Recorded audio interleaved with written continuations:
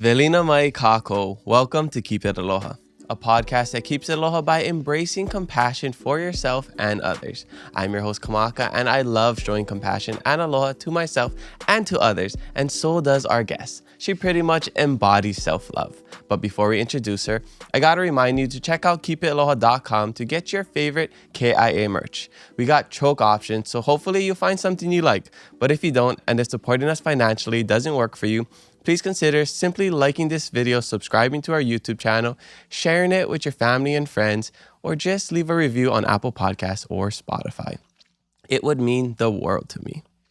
All right, let's introduce our guest. After 175 years, some people still think we're just a ranch. And we just farm all day. What they don't realize is we wear many hats. And that's just how we roll. You just might see some old friends. Or make some new ones. So come hang with us. Drive on out to the country. And get that epic snap. No matter what you're looking for, come discover where legends are made.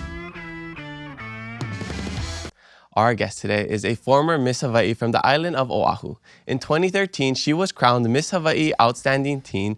Then in 2024, she was crowned Miss Hawai'i, becoming the first openly gay Miss Hawai'i in history, as well as making her only the second person to ever capture both the teen and Miss titles of the Miss Hawai'i America system.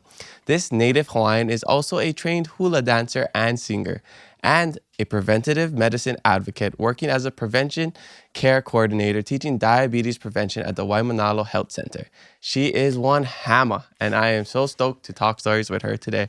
Her name is Hayley Cheyney Kāne. Wow. Aloha, Hayley. Welcome to the Keep It Aloha podcast. How you doing? Aloha mai kako.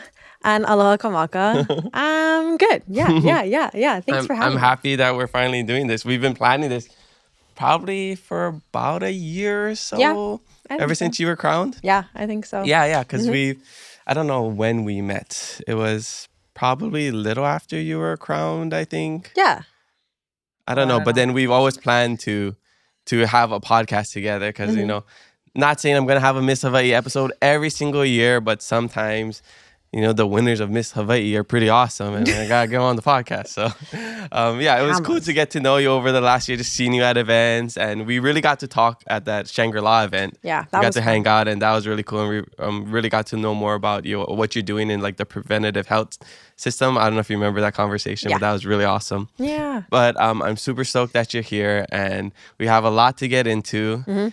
As we always do, we like to start at the beginning, get to know you, your entire life story. Where are you from? Where you grad? And what was it like growing up? The whole ho'olauna. As if I haven't like practiced this in the mirror a million times. I'm still nervous.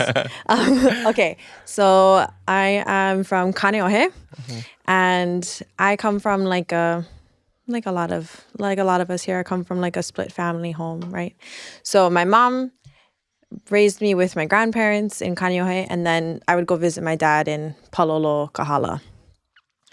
And then when I was in high school, I went to a foster home in Hauula. So I mostly claim Kaneohe, sometimes Palolo, and then Hauula for a snippet. Yeah. I went to Kamehameha Kapalama, and I graduated in 2015, and then I went to college at Seattle Pacific University, where I studied physiology and music. I got a music scholarship, so I sang my way through school.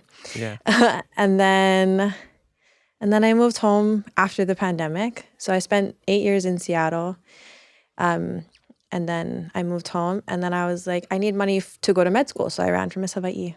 So that's what drove you to doing the Miss Hawai'i. But you also did Miss Hawai'i Teen, right? Or was Yes. that like 11 years before that? Yeah. Public school education math right there. There you go. Yeah. Take that, Kamehameha. Well, except I ran in 2023, so it was 10 years. Oh, but Miss Hawai'i 2024, right? Is when I won. Yeah. Yeah, so I ran with Star Okay. when she won. Yeah. And then I got first runner-up that year. Yeah, I was there at that one. Yeah, that's right. Yeah. Was that the first Miss Hawai'i pageant you went to? Yes, because Olena invited me. Oh, nice. Yeah, nice. and then I remember watching it, and I was thinking, well, I hope either that girl Hayley, because you missed Waimānalo, right? At that time. I was Miss Kailua that year. Kailua at the time. Yeah. And then I was like, oh, either that one or Star, I hope wins. And Star won, and then you won the next year. So both I should have put a bet on it. I would have won a lot of money. You sure would have. You sure would have. Yeah, I think you talked in Star's podcast. You were talking about my final answer about like the mahui versus the lahui comment. I forgot about that. You forgot. I thought you were going to mention it. I have so many conversations. It's true. And you know what? That's so fair. So many people know you. So many people talk to you. It's like information overload at all times. I have a great Portuguese bandwidth of having conversation. Yeah. But the memory, I don't know if that's a Portuguese, kind of trait. The talking is good. So the output is good, but the input, I can't say it's the best. or like you remember what they said, but you don't know who said it. Yeah, That's me. Like I remember the face that the words came out of, but I don't remember the name. So like the amount of times, this is why it's helpful to have Carmen come with my fiance, coming with me to events. My fiance? My fiance? Oh my God, come on. Careful, don't look too close, you're going to get blind. People could be driving while watching this. Well, hopefully not. Bruh, oh, please don't. Although I will admit that I have your podcast playing while I'm driving. Yeah, but the audio. The audio. Yeah. Right. Yeah. I watch sports when I drive. Right. I put it right at my dashboard. Oh, that's smart. Yeah. In your Rivian? And no, close. I like the Rivians, the Maverick. Oh, the Maverick. Yeah. But I the like electric Rivians, truck, though. It's hybrid. Rivians, I think full electric. Yeah. Maverick, hybrid. I really want a Rivian. It looks really nice. Yeah.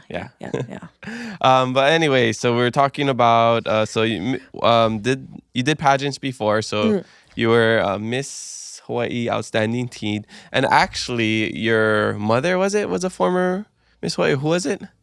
Somebody in your family?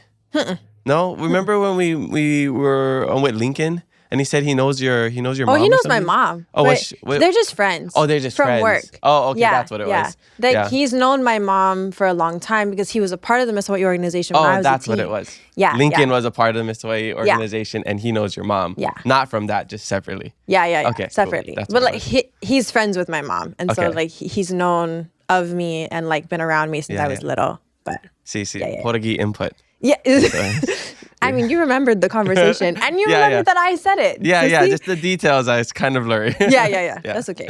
Again, information overload. So that's so fair. Okay. So what was it like growing up? What kind of things were you into? I mean, were you always singing, dancing? Oh, yeah. All that? Oh, yeah. So I played soccer when I was a kid. My family is like a big soccer family. I was mostly raised by my papa, which it's really funny because like of all the people in my family, I look like copy paste of my papa. Wow. But like a little bit fairer because I'm half Swedish. But so my papa was the first Native-Hawaiian to get like an A-listed coaching license. And so he was like he was one of the people that brought AYSO to Hawaii. No way. Yeah. Oh, wow. The history of AYSO. I mean, Mr. me and my Kāne. siblings, we all grew up doing that. Yeah. So, but I was so my whole family played soccer, but I was kind of like Ferdinand the Bull when it came to playing soccer. Like I'm picking flowers and like getting distracted. And I wanted really badly to be good at soccer, but I was just so lanky and uncoordinated. So my mom put me in hula and voice lessons instead.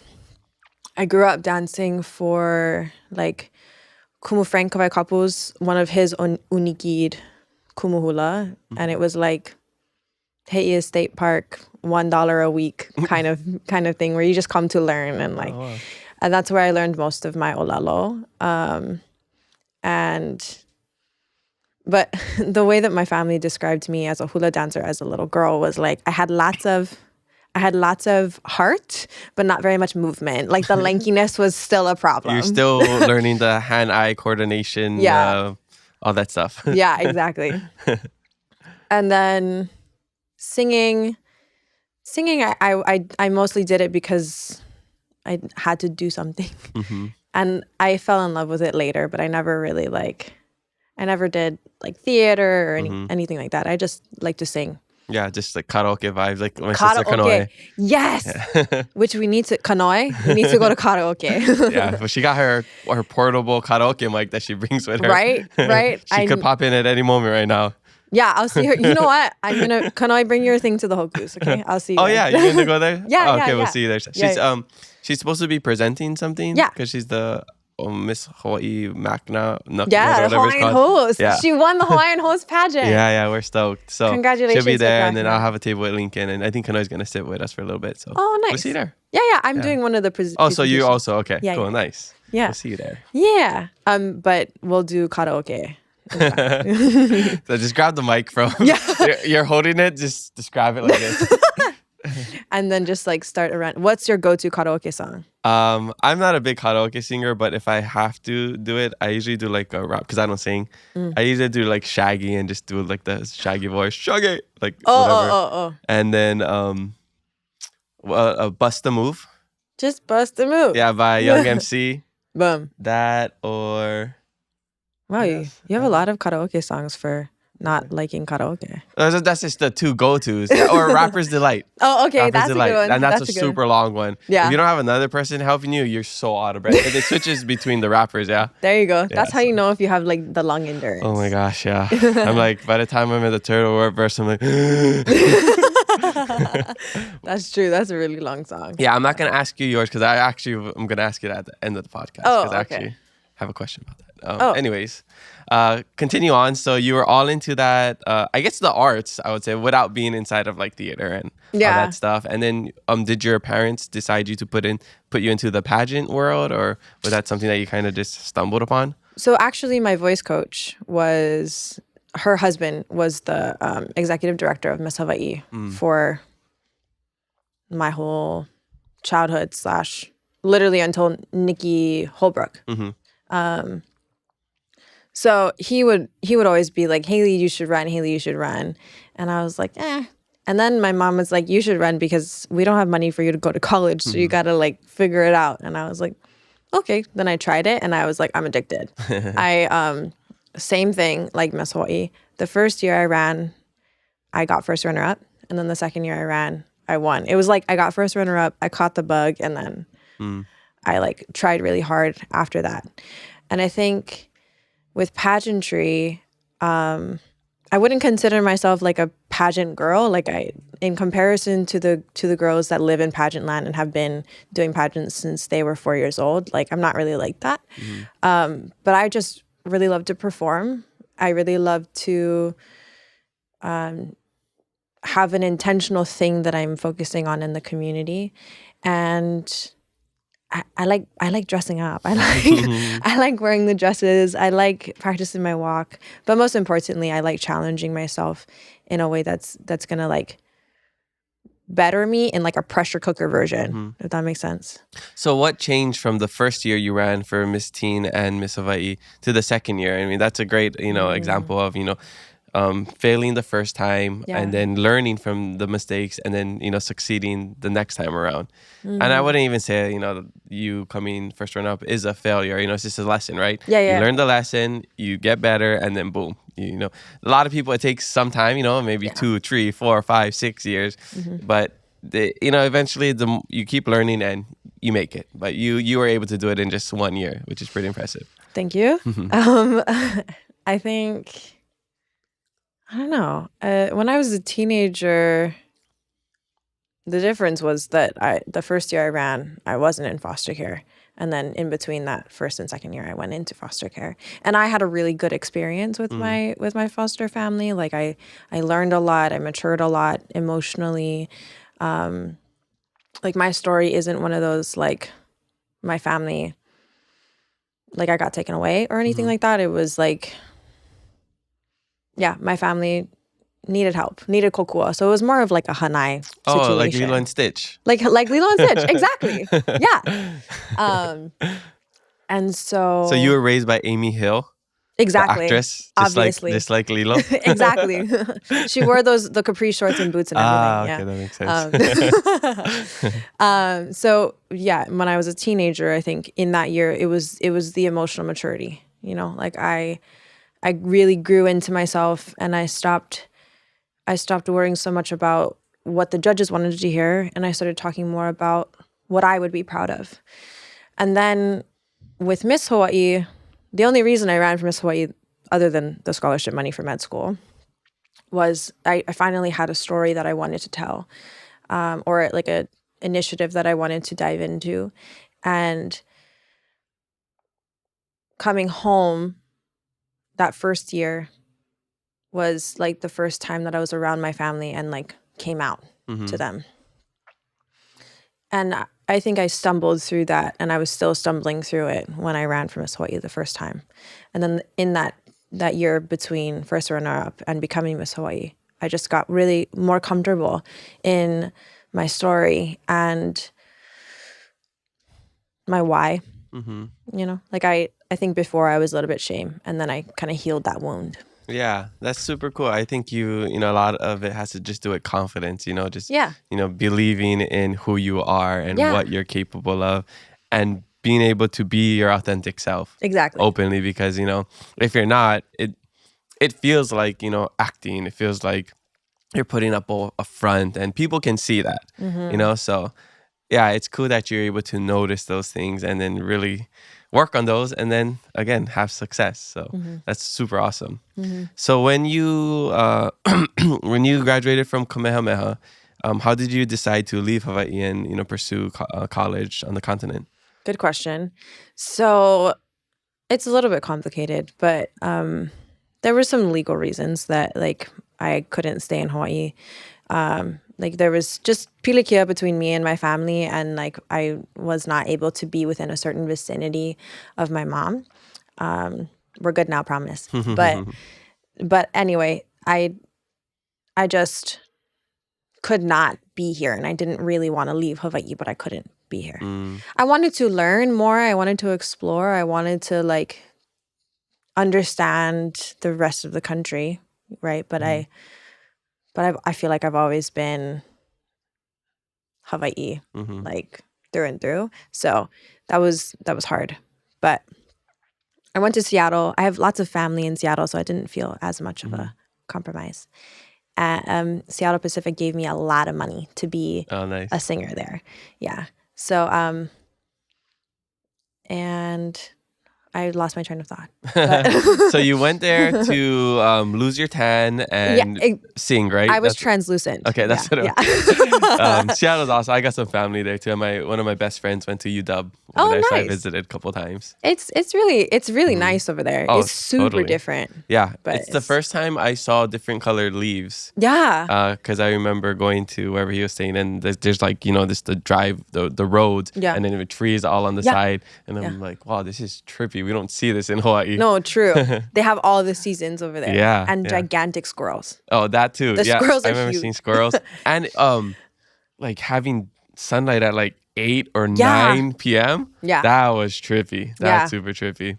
But then during the winter, like the sun doesn't rise until 9 or 10. Oh, and wow. then it goes down at like 3 or 4. That's so weird. No, that was so hard. Yeah. I was like, first of all, I'm freezing. Second, it's so dark when you wake up and go to school and leave class. So So what was the adjustment like? Because you had family there, so you had a little safety net where you could, like, you know, still connect with people, but you also had to make friends, and you're this Hawaiian girl in Seattle now, and you know, the demographic there is mainly not Hawaiian people.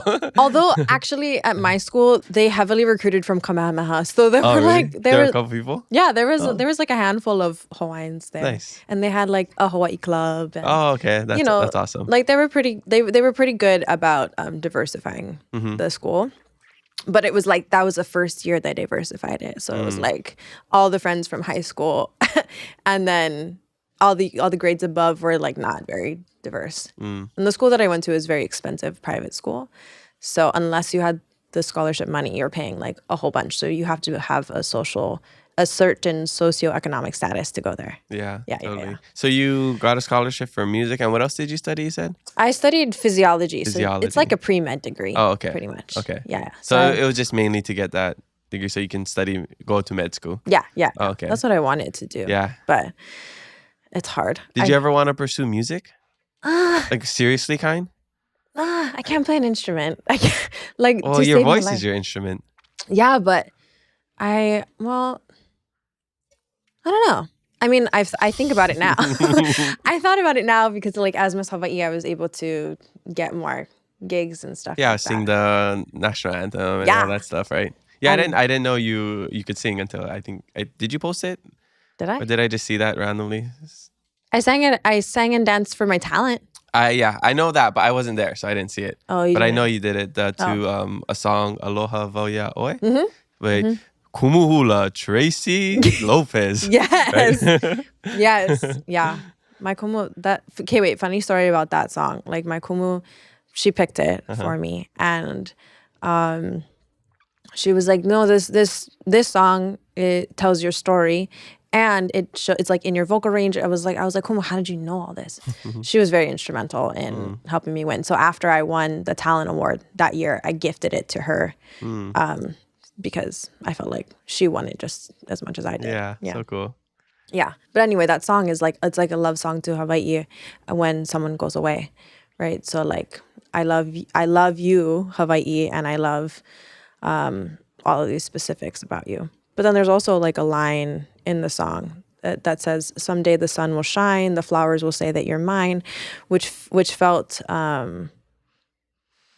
like putting on display the beauty and like it.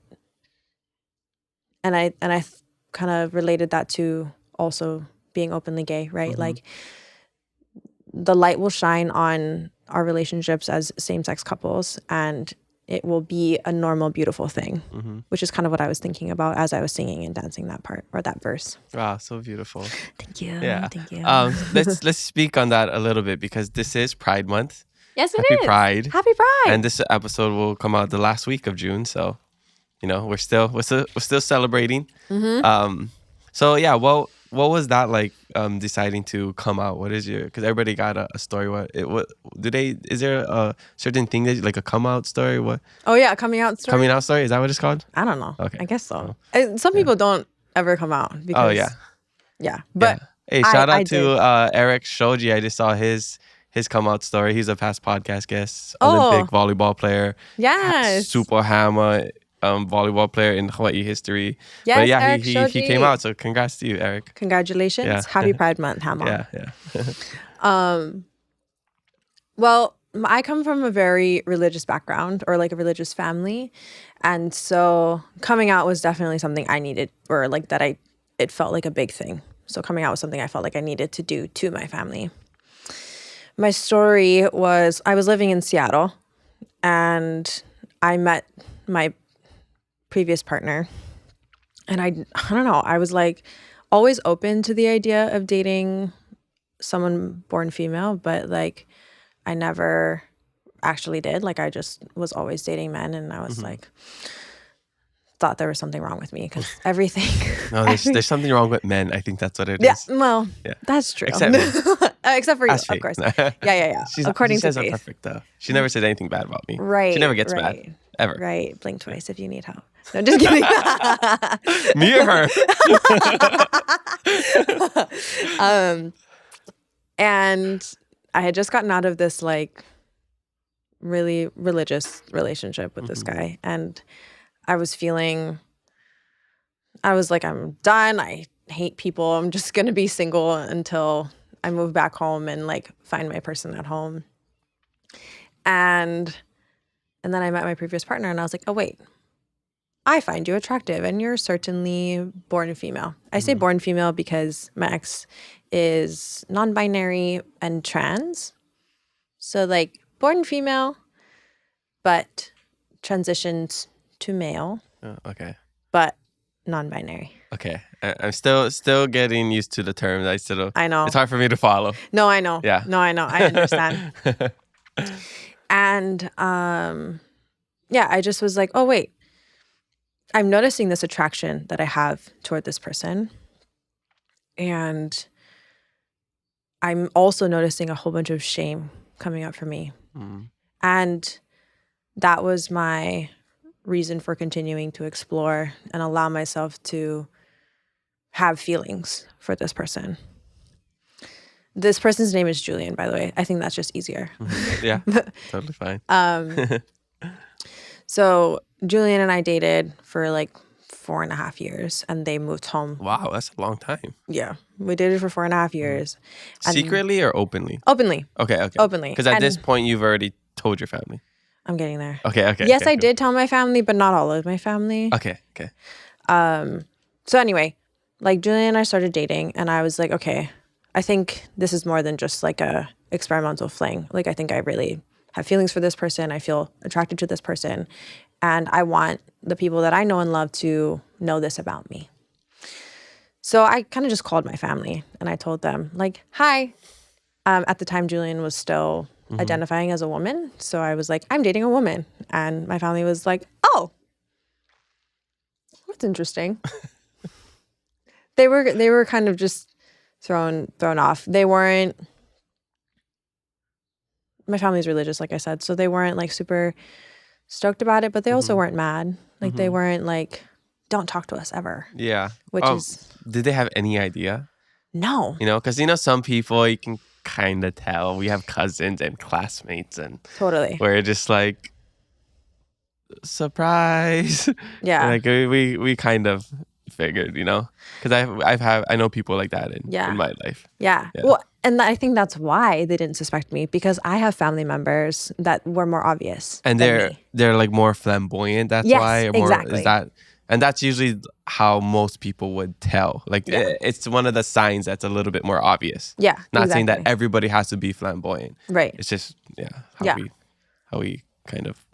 It's a judge it. spectrum. Yeah. It's so like some people are a little bit more flamboyant and on that side of the spectrum, and some people are in the middle and like both. And then some people are like, I wanted to experiment that one time and I enjoyed it, but I wouldn't do that again. Yeah. You know, like it's a spectrum, and that was kind of what I wanted to talk about, like having a platform like Miss Hawaiʻi. I wanted to be able to say like, this is normal, this is fine, like, and just open the conversation, open the floor for people to just ask questions and be curious and understand better, because the goal, right, is to be able to love more people that are different from you. Yeah. Totally. Yeah. Is it offensive to be like, I don't know if you got this maybe from your family, and if they say, wow, but you seem so normal, or is that offensive? Have you ever got that? Like normal for being gay? No, like, you know how it's like, I wouldn't expect you to be gay, like that kind of stuff. Yeah. Like I seem really straight. Yeah, exactly. Yeah. Is that like offensive when people tell you that? No, I think it's just an observation. Oh, okay. Because I think it's only offensive if somebody is saying it like with the intention of being offensive. You know, but I don't think so. Okay. Yeah, I mean, not for me, because I know, like, I look feminine and I have dated men, and like I have been attracted to men, and so the way my sexuality is I'm pansexual, so that just means that it's just a box to say that I don't have a preference. You love what you love. Yeah, I just love who I love, and it's more about the emotional connection than it is about the physical presentation. And I think that was the hardest part for my family, because my previous partner was trans, and like Julian went through their transition during our relationship, and explaining that to my family was what was hard for them, because they're like, well, you can't change your assigned biology. And I'm like, well, that's true, but you can feel unaligned, or is that the right word? You can feel like you can feel like you're not supposed to be in that body, you know? And I think that is normal and natural, and it happens. Yeah.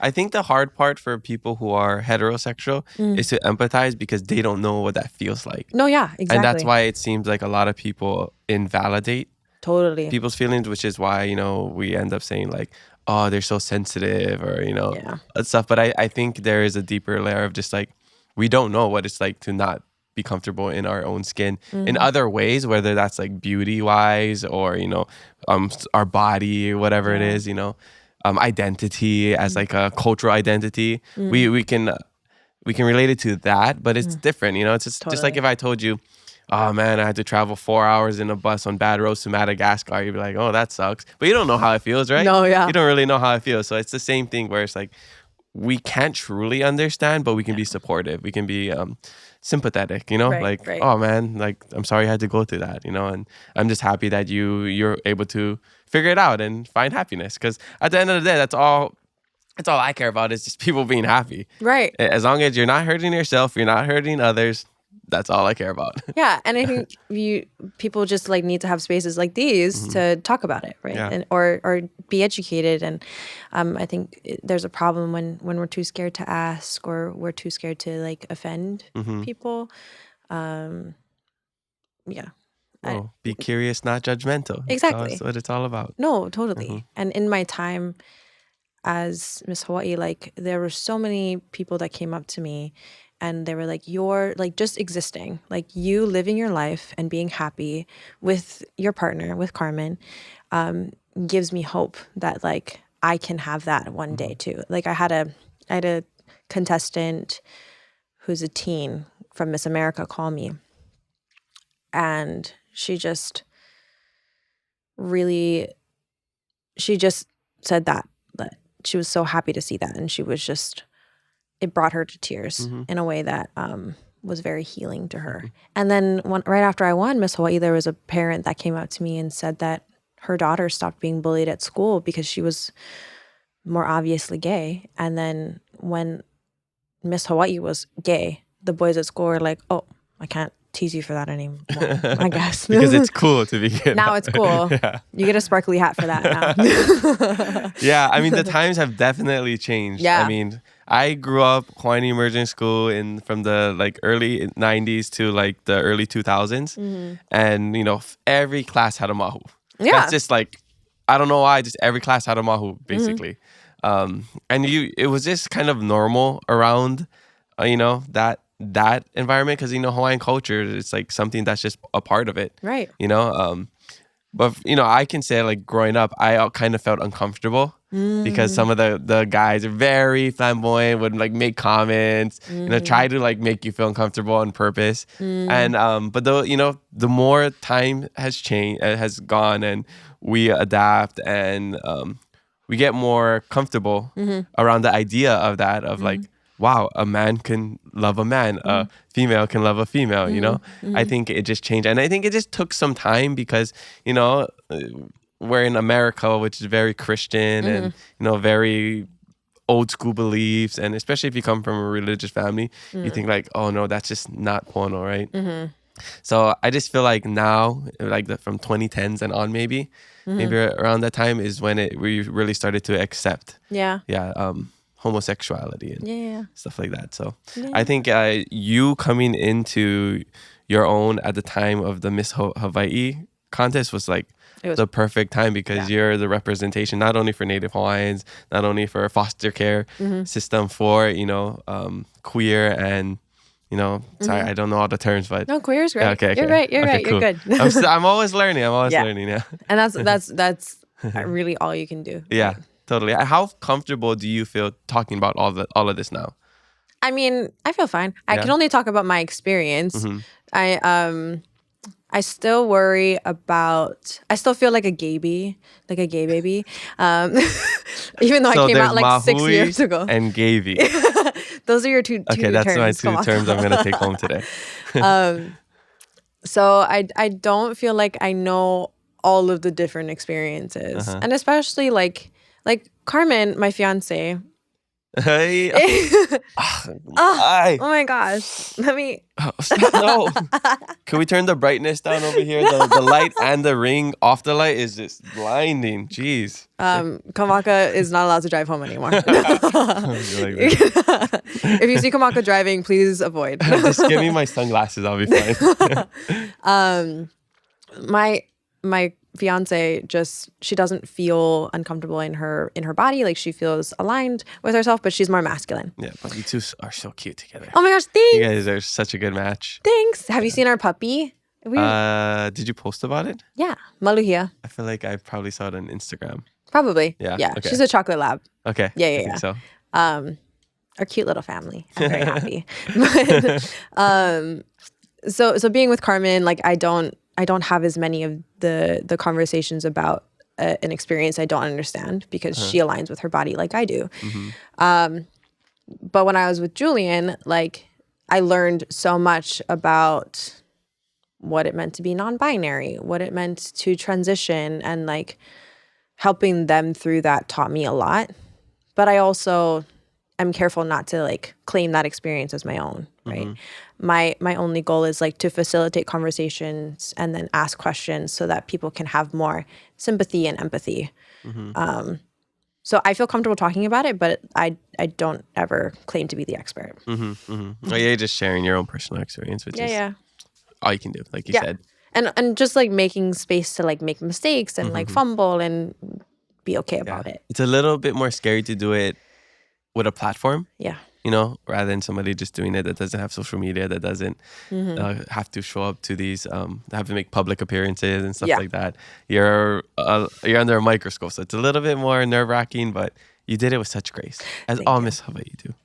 Thanks. So what is some advice that you would give to somebody who's kind of on the fence? You know, they're maybe having these feelings they can't understand.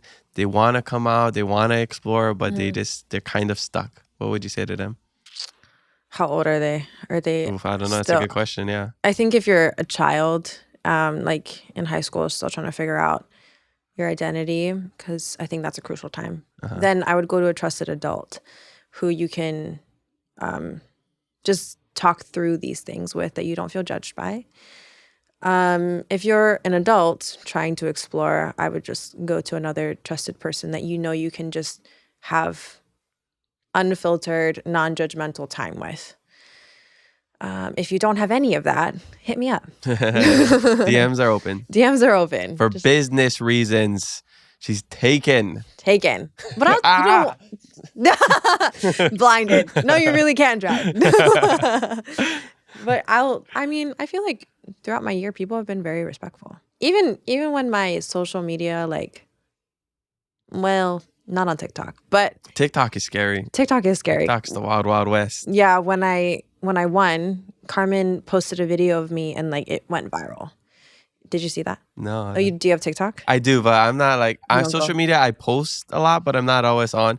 It's what I see, what people send me. Yeah. The quick whatever, like when I go post, whatever is just there. Yeah. Like the first stories, the first like 3 posts, or what Fate shows me on TikTok. So I know there's some of the trends because of Fate she shows me, and or she says something because her and Kanoe, oh my gosh, like I don't know how this is such a like TikTok girl thing. Like we'll be at home because Kanoe lives with us, and I don't know, say we're watching a TV show or whatever, something comes on, and they both say the same phrase. Like Fate will start saying something, and Kanoe would complete it. I'm like, how do you know that she's gonna say that? Or like a song that she's like starts singing and then she finishes it. Like I'm like, how do you guys always know what like? Because it's the trends and they have the same algorithm. I will say, like, I feel like I'm on Kupuna TikTok because I feel like I get a lot of the Daily Mail and like all of the news platforms will pop up on my TikTok.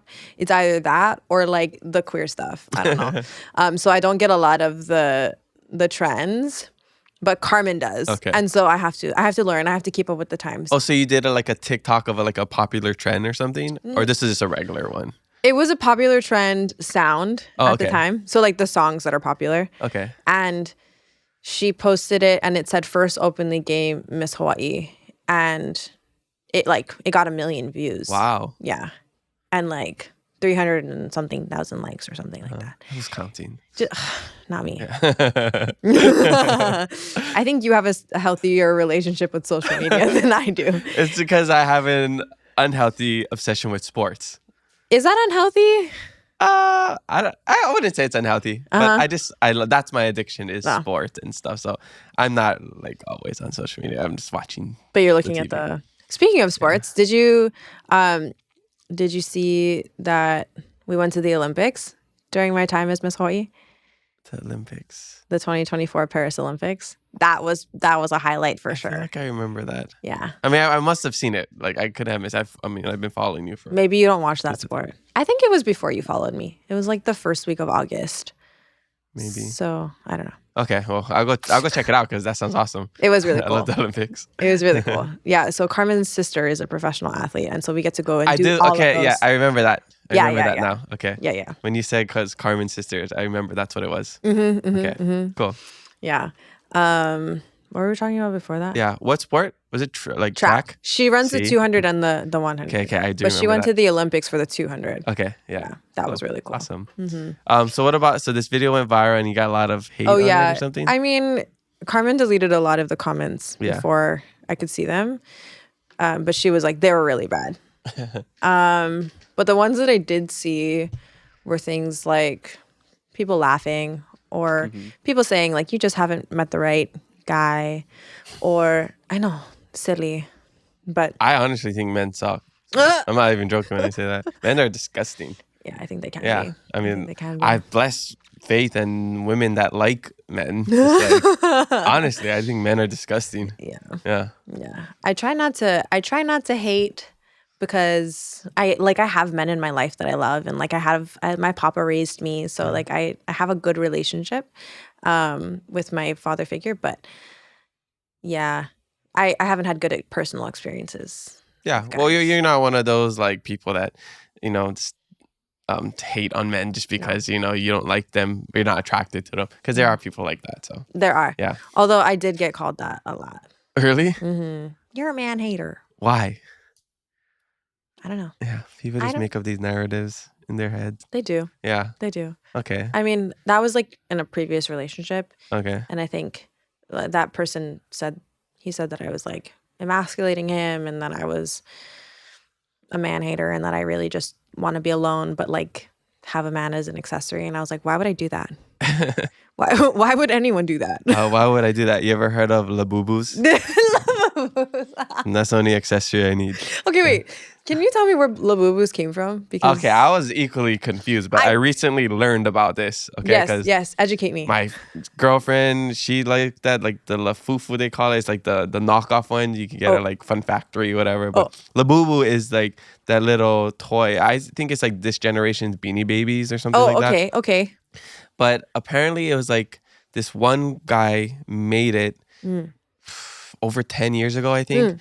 And it was like this fashion trend. Okay. That you would, clip onto your bags and whatever. And then I forget what happened. There's a video on it. If I find it, I'll send it to you. Yeah.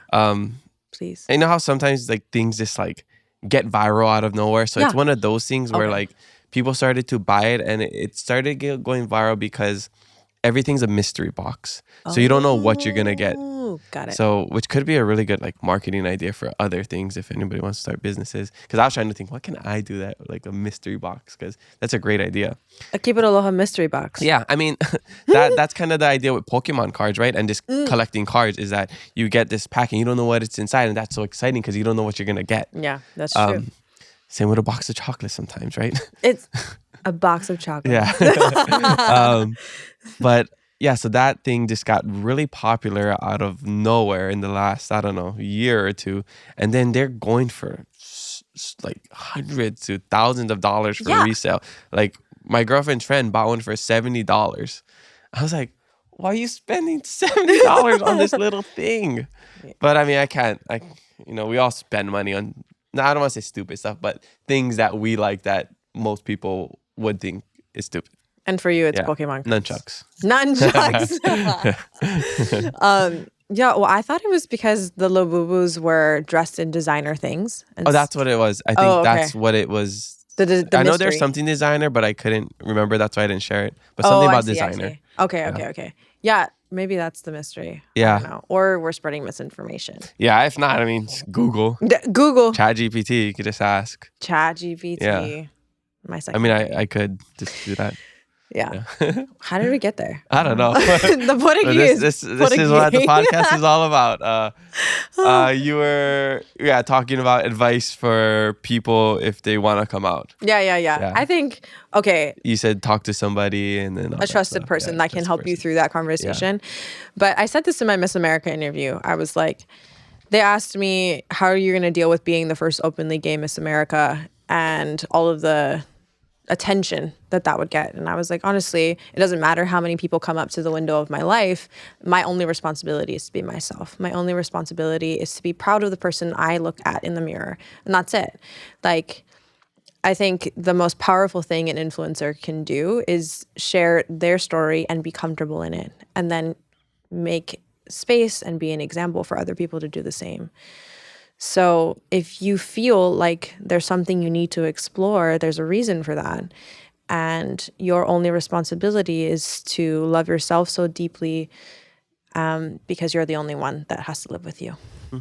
Yeah, exactly. You're the only one that has to feel it. You're the only one that really deals with the consequences of that. So who cares what everybody else says? Just do what makes you happy. Exactly. Yeah. All right. I do want to get into your, like, the story of your Miss Hawai'i run, but we have some of those questions in our social media questions. Okay. So we'll take a quick shishi break and we'll be right back. Kalea Hop Water is a sparkling, hop-infused beverage with bright, tropical flavors and the refreshing essence of island life, with 0 alcohol, 0 carbs, and 0 calories. Kalea brings aloha in every bubble. All right, we're back from a quick shishi break. Mahalo, as always, to our drink sponsor, Kolea Sparkling Hop Water, for providing the best quality shishi for normal people like me and for former Miss Hawaii's. How you liking the Kolea? I like it. Yeah, you said you like hop water, right? I do. Well, when I lived in Seattle, there's like a really big hop presence. And so there was like a really good hop water that I would drink all the time, and I haven't been able to find something like that until Kolea. Now. Kolea migrated all the way to Hawaii just for you. Sure did. Yeah. I mean, close enough. Yeah, pretty much. All right, let's get into the social media fan questions. First one comes from Sophia SD.808. This person says, what does it take to be Miss Hawai'i? A lot of money. No, but actually, I think I spent $5,000 like preparing for Miss Hawai'i, just on dresses and preparing. And then when I went to Miss America, I spent like $10,000. And then makeup, right? And yeah, stylist, all those things. Yeah. So it requires having the right team. So like the right people to teach you how to walk, the right people to help you with perfect your talent and get all of your wardrobe done. But most importantly, it requires you to have someone that can hold up a mirror to you and point out all the things that will bring you discomfort that you can work on and then perfect in order to have like a good interview, because interview is the number one thing for the Miss America system. Like, I mean, we've seen those videos of funny interviews and stuff like that. Yeah. You know, we got the classic Miss Congeniality, world peace, response and all of that. Yeah. So it does take like a little bit of money. That's why people try to get sponsors, right? Yes. To help them pay for everything. Yes, So, absolutely. So it does take a little bit money, unless you just have like crazy connections and you can get just free stuff. Okay. Yeah. Well, that's nice. Wait, before I was going to make a comment, but I have to get something. Okay.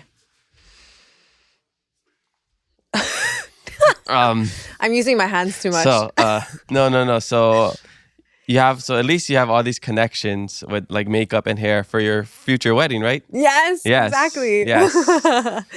Just in case you held it up, I had to put this on. Oh, see? I'm good. All right, Kit.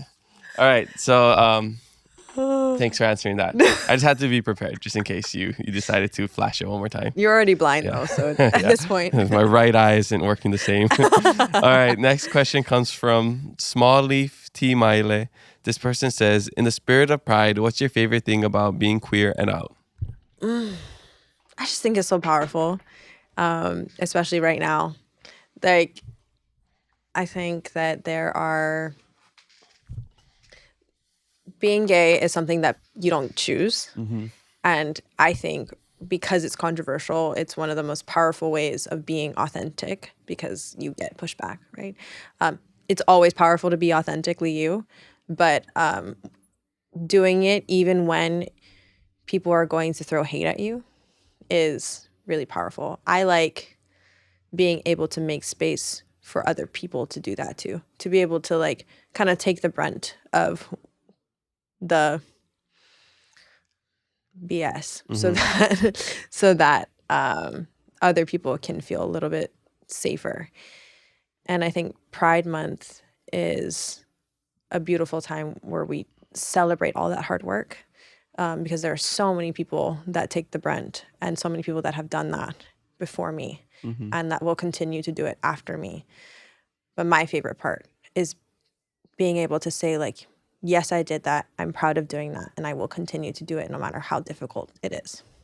Doing something when it's not the cool choice is definitely difficult. Yeah. I mean, we just had the guy, Oliver, who sailed yeah. from Oregon to Hawaii, and Yeah. he made the brave decision to quit his comfortable corporate job, sail to Hawaii. You know, I'm sure he got a lot of hate and eye rolls. Like, Yeah. you're really going to do that? That's such a crazy idea. Yeah. Like, who do you think you are? And I mean, it goes for anything, not just being you're That's true. talking about sexuality. It's That's like true. really about anything, authenticity. Yeah. You know, Yeah. Sorry. going Don't against. cancel me. Oh no. I'm just adding to what you said because it's great. Just going against the grain. Yeah. Doing anything that's different. I mean, like even me, the way I paid off my student loans. Mm-hmm. There's so many people who are like, well, just get a regular job.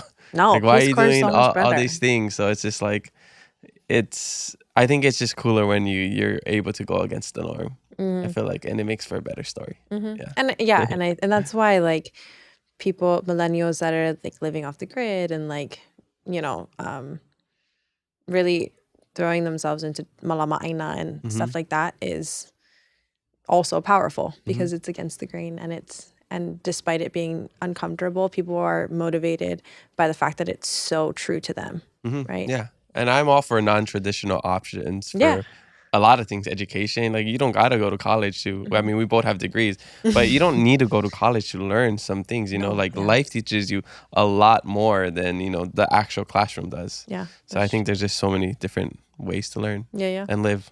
I agree. Okay, next question comes from _Shy Love. This person says, what was Miss Hawai'i / America prep like? It's a lot of money. We know that. A lot of money. It was a lot of mock interviews. So for me, I get nervous, like a lot of people, but like I get nervous in an interview. It's my favorite phase of competition, but like because I care so much, like I get so nervous that I forget what I'm saying and I kind of go off the rails, or I get so nervous that I kind of keep everything in and I don't execute well because I'm nervous. So I did mock interviews every week before Miss Hawai'i and for Miss America. For Miss America, I did like a mock interview and then I did review, like comments, and then I did another mock interview and then I did comments, and then throughout the week I talked to people to get my answers better or more concise. And then I worked with my kumu on my talent. I had a vocal coach that helped me with my voice. And it really was just about getting it so pa'a in my body that I didn't even have to think about it. And then I went to walking practice 1 or 2 times a week where I would just do my walking patterns over and over again. Same idea, just get it so, Second nature in my body. And then I cried a lot. Yeah. I'm sure the reasons changed throughout the journey, right? Yeah. Cried because it was so stressful and hard and tiring. And then once you won, it was tears of happiness, right? Yeah. Oh, I also worked out like a whole bunch, like a Okay. crazy person. I think training was probably the most consistent and difficult thing because it's like I was working and so I had to get up early and like go to the gym and like push myself, and I had a trainer that was like, you didn't do enough, but it was motivating in a good way. And you have to pay for that trainer, or Yeah. like so nothing's provided. Dang. So you decided to do this, but it's almost like you're taking a gamble and like hoping you invest all this money into this thing so you can get like a scholarship and further your education and stuff like that. So it paid off. Yeah. Oh, it certainly paid off. Okay. Yeah. And so after winning, so the main motivation was to get the scholarship because you really want to pursue medical school, right?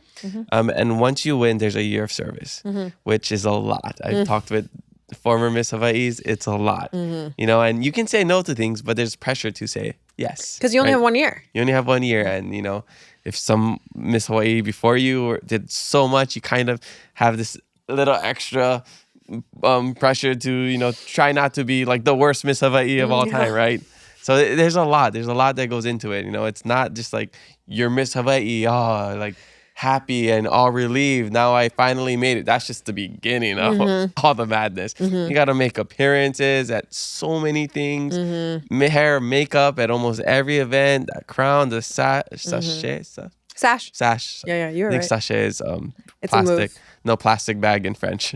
Oh, is it? I think so. Oh, Yeah. okay. I think that's what they use in Madagascar, a sachet. Oh, Like for like a bag. oh. I was just getting confused. I think it's All also a move. Sachet. Oh, okay, maybe. Yeah, probably. Now it is. If it isn't.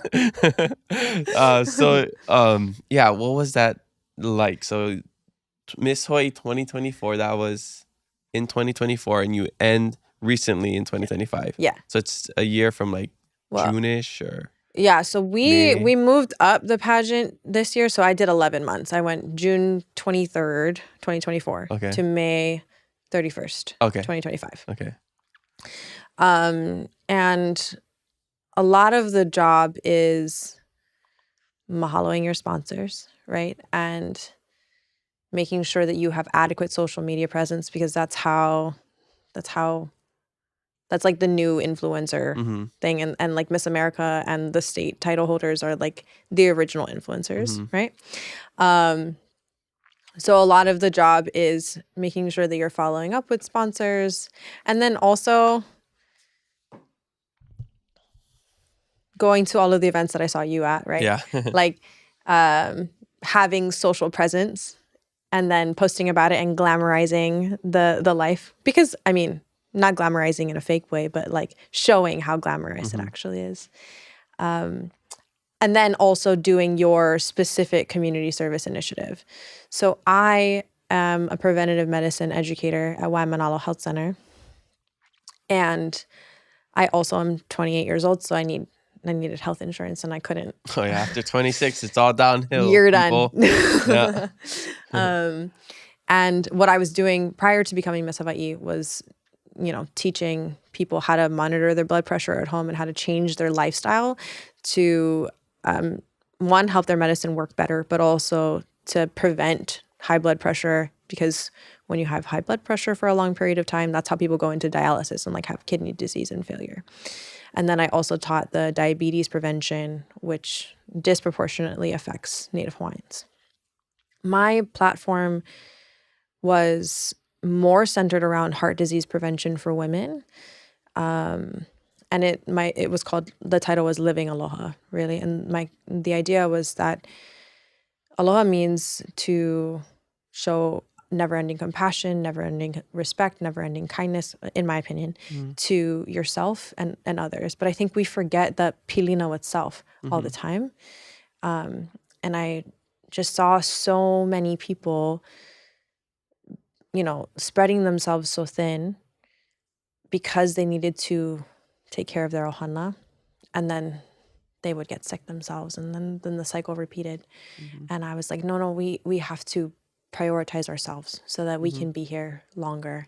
The reason I centered around women is because we lost Carmen's mom to a heart attack at only 45 in January of 2024.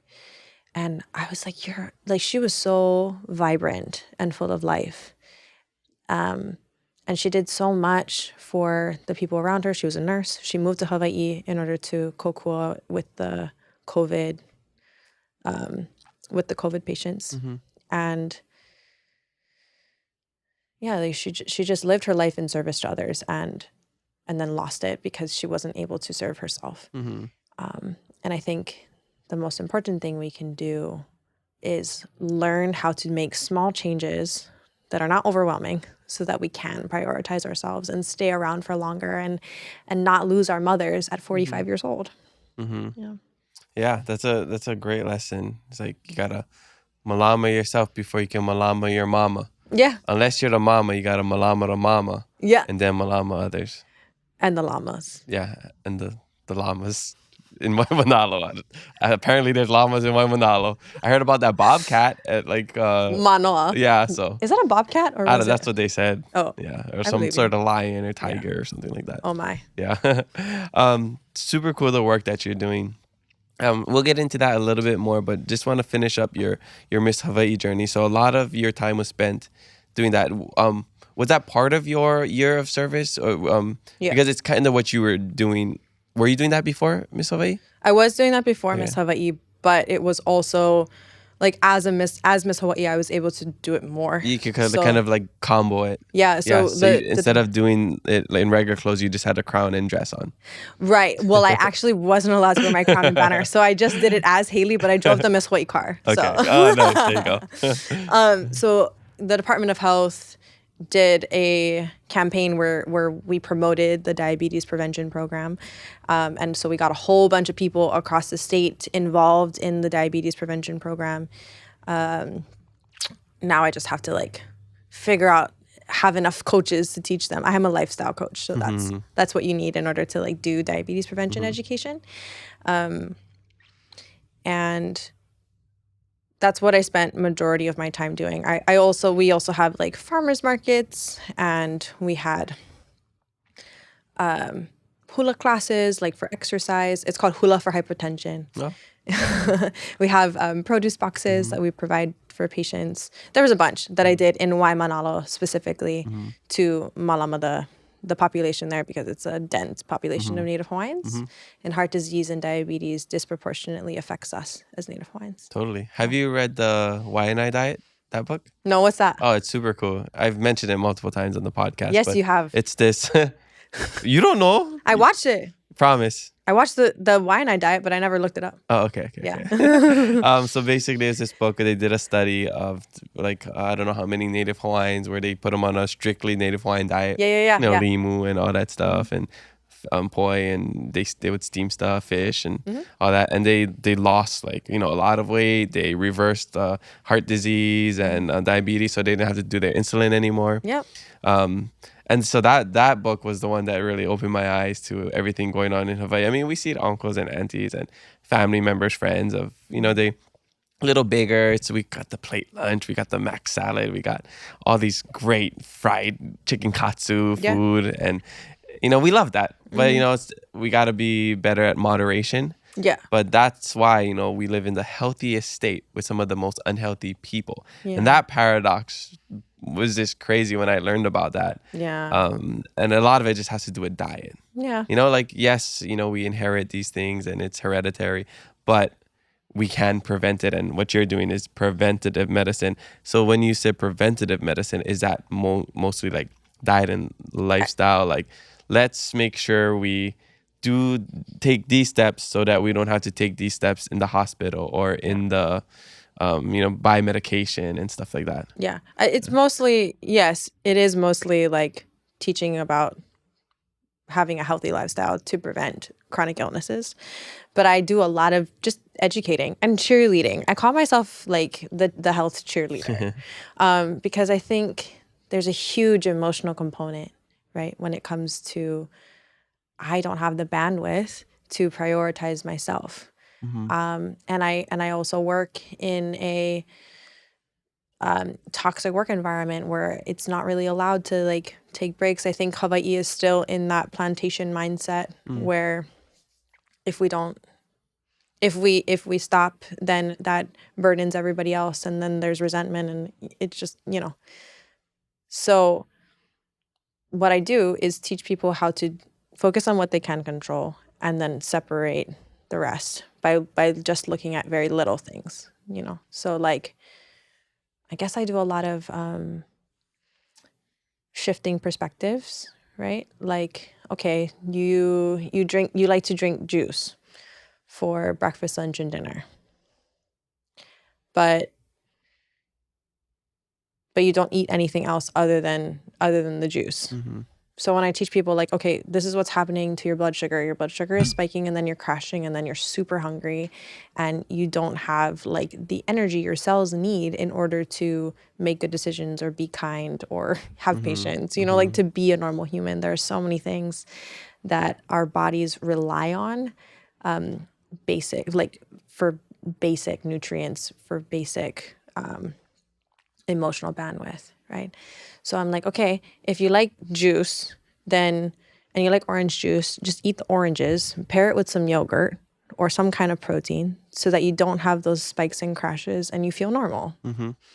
I've seen videos of like, if you drink like apple cider vinegar or whatever before this, and it like reduces the amount of sugar intake and stuff like that, or all things like that. I don't know if that's exactly what it is, but I've seen similar stuff. Do you like use any of those tricks? I do the stuff that like have I like to do the stuff that have like data. Okay. So because I'm just so scared of like steering people in the wrong direction.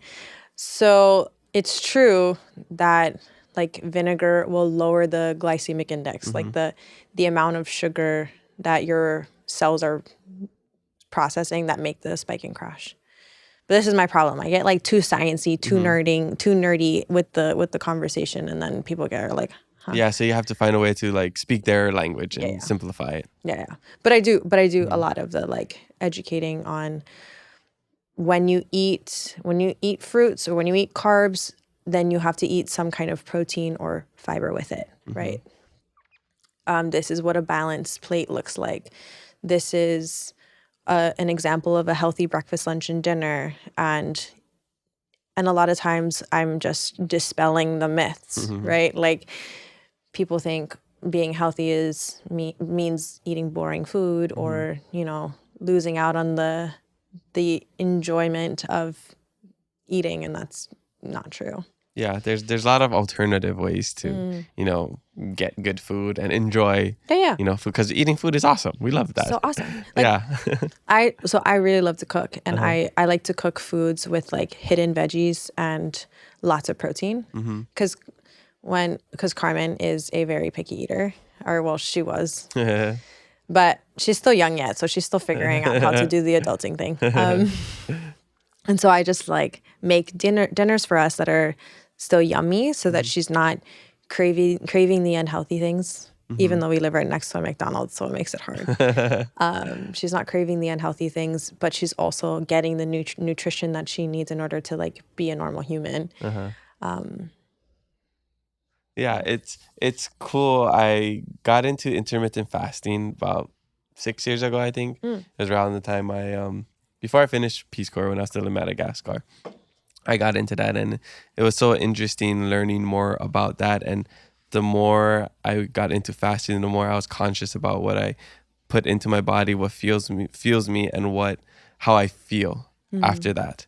You know, even, and then the time restricted eating also like makes me more aware of not like eating late, because eating late, your glucose levels are higher. So instead of storing it as like fat or energy, it stores it as or instead of storing it as like energy, stores it as fat, whatever, and all that stuff. So learning about all those things, and even like how sometimes when we're hungry, because hunger comes in waves. Yeah. So when we're hungry, sometimes we're not actually hungry, we're dehydrated. Yeah. And you just have to drink water. You just drink water, and then you're like, oh, wow, I'm not actually that hungry.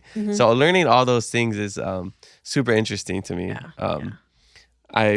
Of course, there's times where like you're better at it and you're worse at it. Totally. But just to know the information, and then you can decide whether you take it or not. Yeah. I think is super important. So I feel like that's what you're doing with them, and it's really up to them, because we can't force people to change, you know? Like, we have people that love, I don't know, sugary drinks, or we love people that just love ice cream every time after dinner, you know. But I think it's just finding the little tweaks that you can do, where it's like, okay, maybe get the 90-calorie bars from Costco instead of like a whole tub of ice cream, right? Yeah. So I think there are ways. I think we just have to like figure those out, and really, it's really, at the end of the day, it's up to us to make that change, but you're not changing, you're choosing. Yeah. So, you know, there's that as well. So yeah, I really love that stuff. And like Faith's family, they're all into like the health and wellness space, and even Faith knows a bunch of these things, like, oh no, you got to squeeze the lemon on top so you get more of this nutrient, and you gotta like when you, what was another one, like you gotta drink this with like another thing, or like it activates something else, like I don't know what it is. It's or for example, like turmeric with the black pepper, stuff like that, and because it activates the anti-inflammatory exactly thing, because sometimes we're taking things like because we think it's good, like these supplements, whatever, but if you're not taking the other thing to like absorb all of it or activate these other ingredients, then it's kind of just a waste. Yeah, like it just comes out in your shishi. Yeah, exactly. No, that's the hard part, because like the food and the, like in America, the food is designed to make you want to keep eating it, right? So it's more about how often you're going to drink the drink, and you get addicted to the sugar high and crash, right? Like, and so I think the rewiring, that's where the rewiring and the shifting of perspective comes in, because it's once you learn like, oh my gosh, and you're like the light bulb comes on in your head, then it's easier to make better decisions. But until you know that, it's frustrating. Totally. Yeah. No, it's speaking from experience, it's super, like the more sugar you eat, the more sugar you're going to crave. The more fried food you eat, the more fried food you're going to crave. Like I love, chicken katsu, Korean chicken and all of that. At my healthiest, right before I stopped working out and doing all my surgeries, like I would just, try to get as much protein, eat clean, fast, work out, all of it. And I felt so good. And then I stopped craving like a chicken katsu. Like I love chicken katsu, but then I didn't feel like I really want a chicken katsu plate tonight. Like it just goes away. Or like, oh, I need to have that ice cream after dinner. Like you feel satisfied. Yeah. So speaking from experience, it does happen once you just make those changes. Yeah, but that initial change is definitely it's hard. difficult. I mean, like especially with sugar. Like if Faith and I, we do cleanse every now and then. And this one we do, it's like, you don't eat a lot of sugar. Like you have like a bowl of like fruits in the morning with something on top. I don't know what it is. Chia seeds. It's not chia seeds. It's like flax. It's for fiber and stuff. Flaxseed. I think so maybe, but it's hemp seed. I don't know what it is, but it's for something fiber, with fiber. I think, yeah. Okay. And then you have like soup and then like a small little like rice and salmon, whatever. But like when we do that, our sugar levels drop so low and it gives us a headache. Oh. So I hate that. And that's just because it's like withdrawals, right? Yeah, totally. So it's like, I'm not getting all the sugar, which I'm used. Even if you fast for a long time, like you do a 3-day fast, you still need like the electrolytes and stuff like that, or your head's gonna get sore. Because I tried a 3-day fast once and I made it to 2 days, and I wasn't drinking enough electrolytes and water because you have to hydrate a lot. Yeah. But yeah, I think it's hard if you're not doing it right as well. Yeah. It's also hard because like. Also, there are differences between women and men, and like the way. And this information is new. Go watch the Huberman Lab; it has all the information. Oh yeah, Andrew. But that's why I like do the that's why I do the Wellness Wednesdays, right? Because I want people to like have access to this information, and then I have time to like get out of the weeds and like not be so sciencey and like make it bite-sized information. But it's true. Like the more you make it a habit, the less likely you are to crave the unhealthy things. But that initial activation energy that is required of you is the hard part. Yeah, totally. And that's where you need the like support, and that's why it's good that you and Faith do it together, so that you can kind of keep each other accountable. Yeah, I think a big thing too, like you mentioned, habits, is like we hear about these diets and all of that. It's about making it into a lifestyle, like exactly. When people talk about intermittent fasting, for me, it's not just like a trend or a fad. Like I've been doing it for 6 years, it's my lifestyle now. Working out can be a lifestyle. Like all these things can be a lifestyle. And I don't know if you ever read Atomic Habits. Yes. It's one of the best books that a lot of people should read it. It's like about crafting your own environment, right? Yes. Like if you're trying to eat healthy, don't have all these junk food in front around. Of you. Don't go to Costco and the grocery store and like buy all these snacks. So if you don't have that and you only have fruits or healthier stuff, then that's what you're gonna eat, because you're making your own environment. Yeah, you're lowering the activation energy required of you. Exactly. Yes, yeah. So yes. I feel like, or maybe like you don't have food at home, so you gotta go to fast food and whatever. Get a quick burger or fries, shake, whatever. But if you have just like, if you meal prep or whatever, you prepare, then you won't fall into that cycle. So yeah, exactly. This is just us saying, because I'm sure you're the same as me. We don't follow this to a T. No, right? Oh my gosh, it's not meant to. And like even the diabetes prevention program, like the reason it's a year long, is because it's meant to be slow. It's you're meant to make small, sustainable changes, because only then will it last, right? And the way that the current health system is set up, it's not set up for patients to be successful. You don't necessarily go to the doctor in order to have a healthy lifestyle, which is why it's like so important that we have something like a preventative medicine educator, right? Even though I think Waimānalo Health Center could do a lot of better things about the way that they take care of their employees. I do think that it's important to have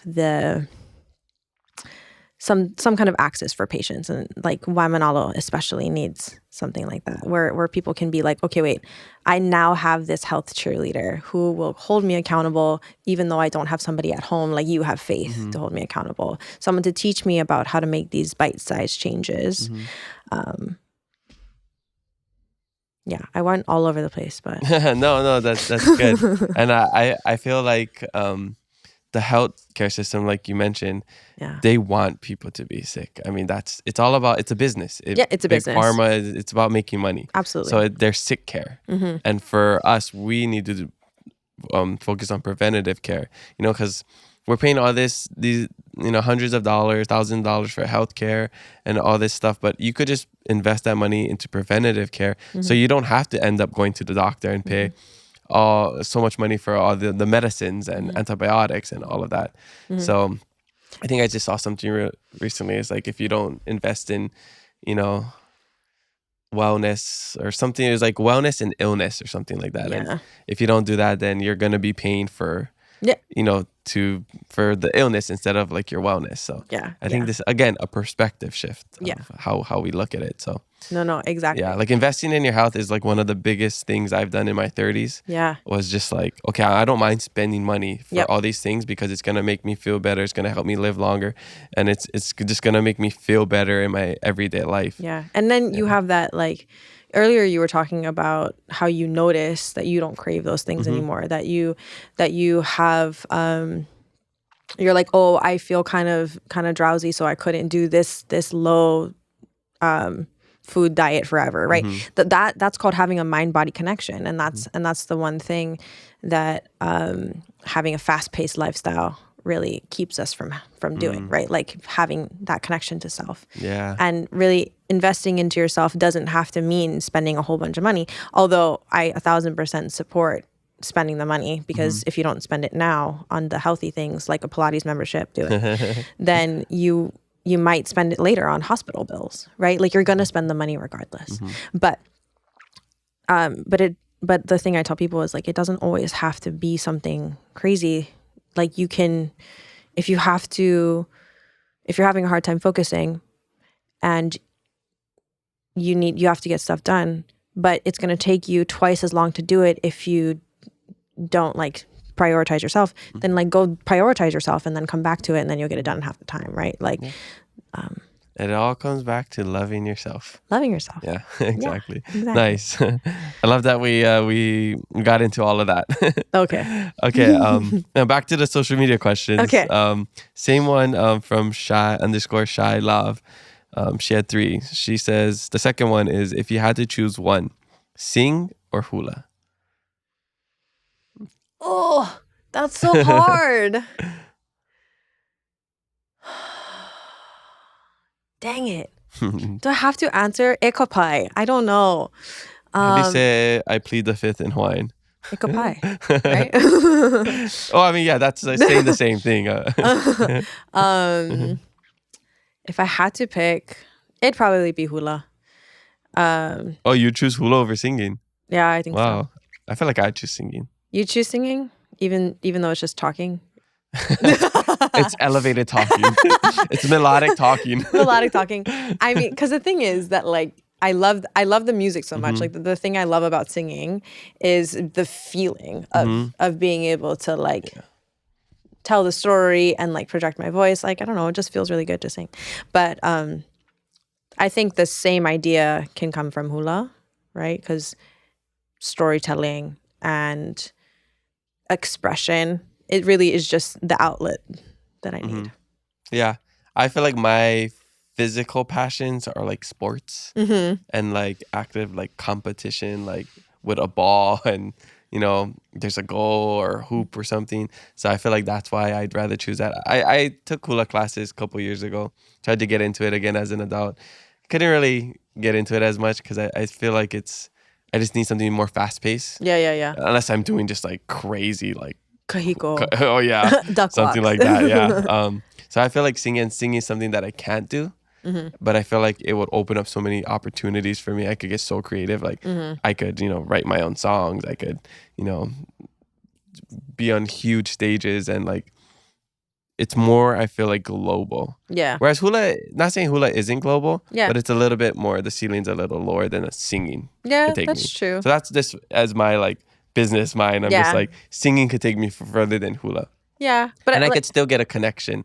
I could sing Hawaiian songs. I could still have that cultural connection. yeah, that's true. That's true. I just think that singing is such an integral part of hula. Yeah. That Somebody's got to sing and chant. Somebody and has hit that to. ipu. Exactly. That like I think the two will always exist. Yeah. But you can sing without hula. Yeah. And like hula has been such a big part of my life that I don't know that I could do without that. Mm-hmm. But I don't think she was asking like you could never sing Yeah, or yeah. never It's just dance if you had to choose one. if I Yeah. had to. Yeah. But I wouldn't want to. Okay. And her last question says, what's next? And then I'm going to say, keep watching if you want to find out. Yeah. So we'll answer that after. Next question comes from Kanoe Lehua. Yes, Sorry. I gagged a little Miss bit. My bad. McNutt. My bad. the Miss Sorry. McNutt. I'll try not to say that name again. Your favorite sister. Yeah. My favorite youngest sister. She says, if you could go back to any point of your reign and redo something, would you, and what would it be? Redo something.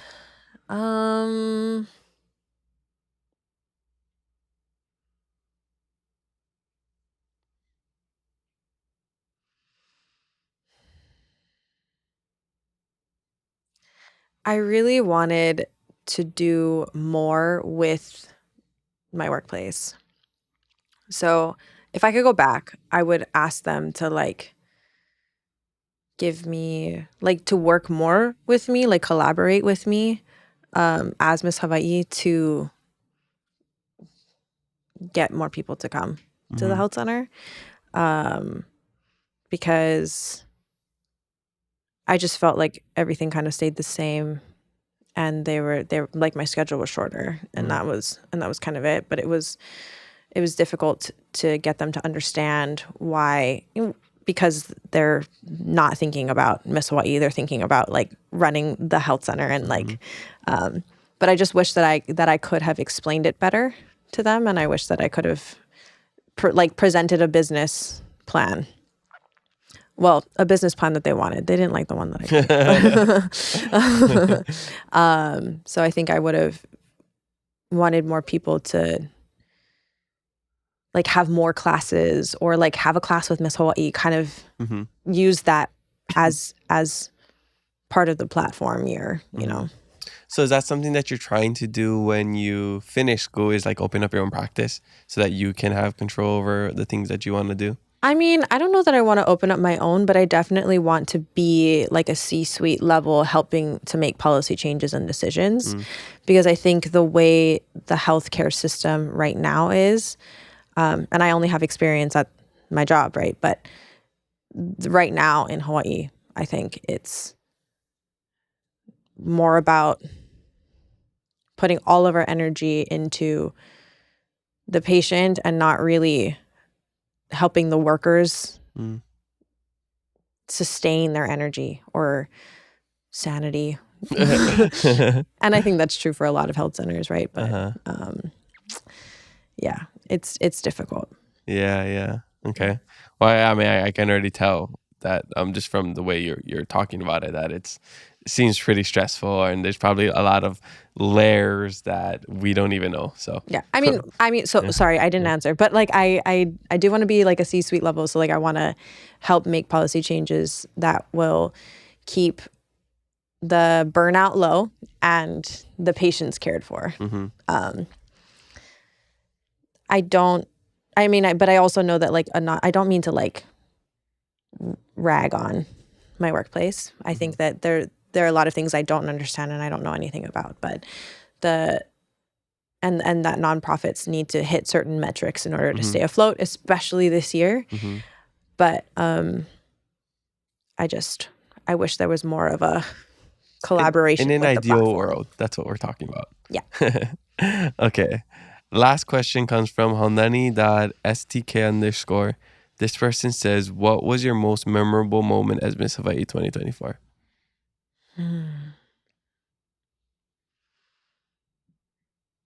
Most memorable.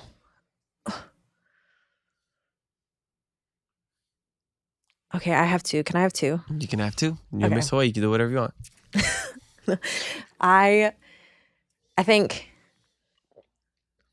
the feeling that I had when I came out of the Miss America interview, I was on fire. Like I felt so proud of all the work that I had done. This was in December, right? So the election had just happened, and there was just in my mock interviews there was a lot of heat coming at me, and so I walked out of that interview feeling like I did my prep well, and I did my younger self proud, and even, I mean, especially after the interview, but even throughout the rest of the Miss America competition, I felt like I showed up for younger Hayley, who competed for Miss America's teen and was traumatized from pageantry. And I used my voice, and I advocated for us as Native Hawaiians, and I was just really proud of everything that I said and the way that I conducted myself. My second one is my farewell, because I feel like which is coming out June 25th on KITV. But I feel like I wrapped everything in a beautiful bow, and I finished stronger than I started. And reflecting on the year, there were just so many people that showed up for me that kept me sane and kept me grounded despite the difficulties, the subtle difficulties of being openly gay and a title holder. And then I wore a suit, and it was sickening, and I was just so happy about. Yeah, it looked good. Thank you. That's the post I shared. Yes, it was. Yeah, Yes. that was a nice outfit. Thank you. And it was just like the story that I was trying to tell is that like the chapter on pageantry is ending, but the sparkle remains, and I'm entering this next chapter as a professional manawahine, if I can call myself that, if that's not too high marks. I love it. And continuing to make myself better and to make the people around me better, continuing to have conversations that are difficult but also healing. So that's what I do. So would you say you're happy with how your reign ended up? Oh yeah, I did 315 appearances in the 335 days I was Miss Hawai'i. That's crazy. Isn't that crazy? So multiple in some days, yeah. Yeah. Many. Oh Sorry, Carmen. Thank you for feeding me and washing my laundry and making sure I slept. Okay. All right, hold that note. Mahalo everybody for the social media fan questions. Make sure you leave some for our next guest. Maybe a question will make it on the podcast. How did you meet Carmen? What's the love story here? You want the lore? Yes. Okay. Spill the tea. So Carmen and I met at Cromwell's, actually. Oh. The Cromwell's, yeah. Right above Shangri-La. Yeah, below. Sorry. Right below Shangri-La. What is the name of that beach? There's a Hawaiian name. There is told a me. Hawaiian I don't name. remember. I got to get better at those, like the Hawaiian name, place names. Me too. I specifically thought about it for this moment, and then I forgot. All good. We're just human. Okay. We're only human. You're literally just a girl. We are. I'm just a girl. So actually, Carmen was just like a part of my friend group with Julian. And Carmen and Julian met first in Waimea Beach. And then we just all became friends. And then Julian and I had gotten engaged. And then as we were engaged for like a month or two. But as we were like talking about it and things were getting more serious, Julian was kind of realizing that they, one, didn't really want to be in Hawaii, and two, didn't really want to be married. And there's a lot behind that. But Julian kind of wanted to do more of a polyamorous style of relationship, and we tried it and it really didn't work. And it totally works for some people, but for us it didn't. I learned that I prefer more of a monogamous style, and so that on top of not really wanting to be in Hawaii, feeling haole, and then also wanting to pursue music as a career for Julian, those were all the reasons why they left. And then when we were trying polyamory, that's when Carmen and I started dating. Yeah. So it was like acceptable in that space. Yeah. Oh, okay, there was cool. consent. Yeah. Cool. Although it was still messy. Yeah. I can only Despite, imagine. I don't know. I mean, maybe we just did it really wrong. But like, despite having all the conversations that we tried to have, it was still like hard. And like, I just don't think it just. That wasn't you. That wasn't you. It wasn't me. Yeah, it wasn't me. And I just felt guilty all the time. It was terrible. I just, And I was finding all these things out about Julian, like what they actually thought about me. And it was pretty heartbreaking. Yeah. Well, mahalo for sharing that. Yeah. So you ended up dating Carmen through that. Well, so Julian and I separated, and they like moved back to their family in California, and Carmen and I also separated, but she was still like supporting me. She like helped me move out of that house, and we were still talking to each other, but like I was like, I'm a mess. Leave me alone. So we didn't date for like 6 months after that, and then we started dating. 6 months later. Like who I guess was the initiator? Oh, me. Yeah. So you were like healed by then, or on the journey of healing, you felt like you were at a space that you can be open to that, and then you guys finally got together. Yeah. Okay. Yeah. I felt like because she watched the whole thing happen, there was so much shame that I had that she was like, no, I see you and I understand what happened, and like I love you anyway. And in traditional lesbian fashion, we just started dating. Not just kidding. Not just kidding. Not all lesbians are like that. That's a stereotype. And then how did you know you wanted to marry each other? I think it was really... Let me just put this on for just in case. Talk about the proposal and stuff. Okay. So, I mean, we just had gone through a lot with each other in the time that we'd been together, from the time we were friends to dating, to not dating, to dating again. And then through the loss of her mother, we saw the best and worst of each other. And I thought, despite all of that, I love the way that she deals with conflict. I love the way that she deals with discomfort. I love her dedication to being better. And despite only being 22, like, she's very mature. Yeah, I can see that just from my few interactions. Yeah, she's like, she carries herself like she's older than me. People often think she's in her 30s. It's tall. Yeah, that's why.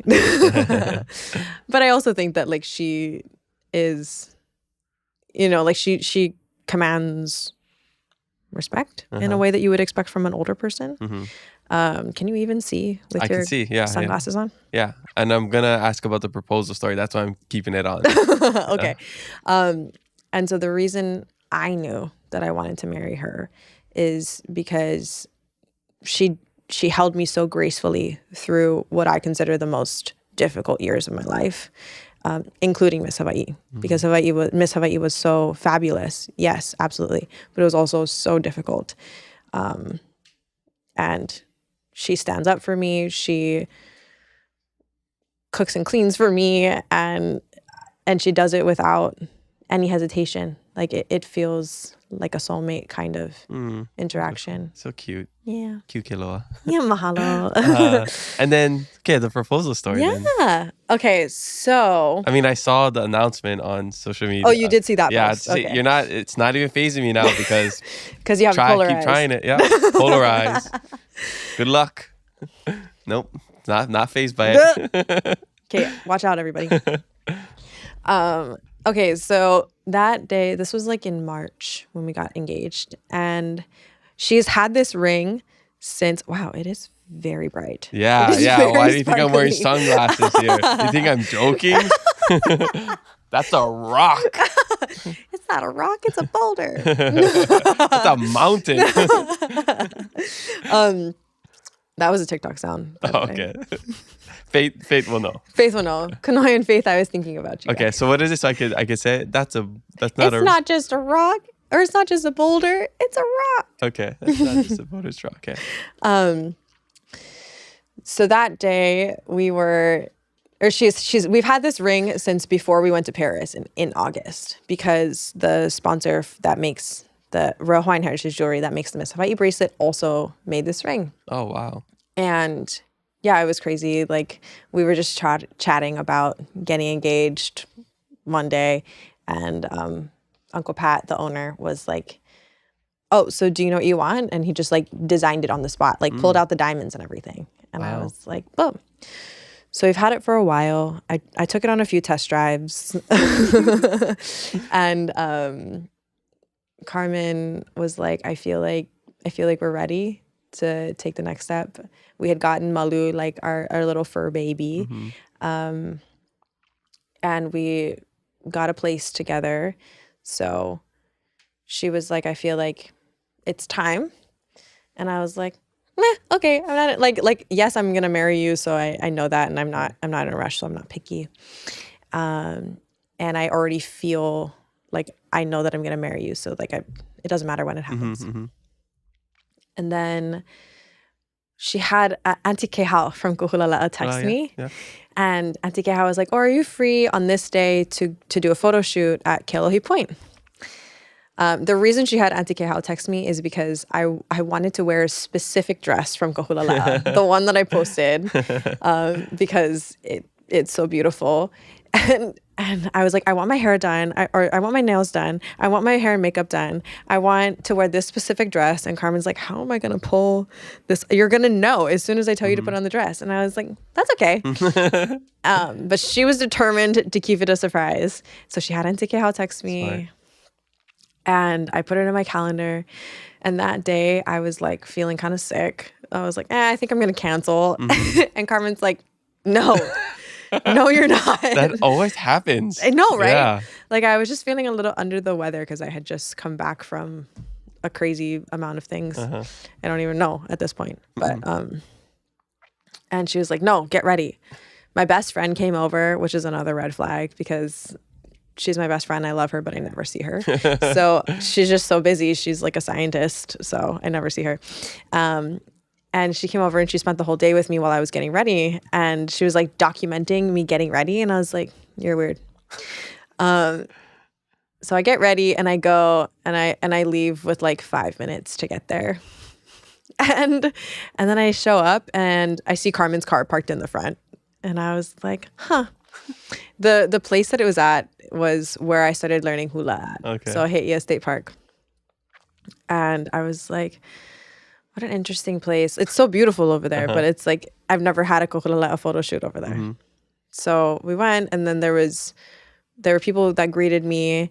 They were like, oh, I'm going to take you to the photo shoot. And she was standing there on the hula mound with a lei, and there was a videographer and photographer.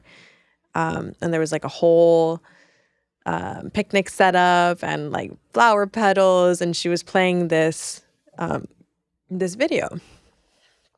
So in the video, she was like, I couldn't talk to you because I'm already crying and I know it.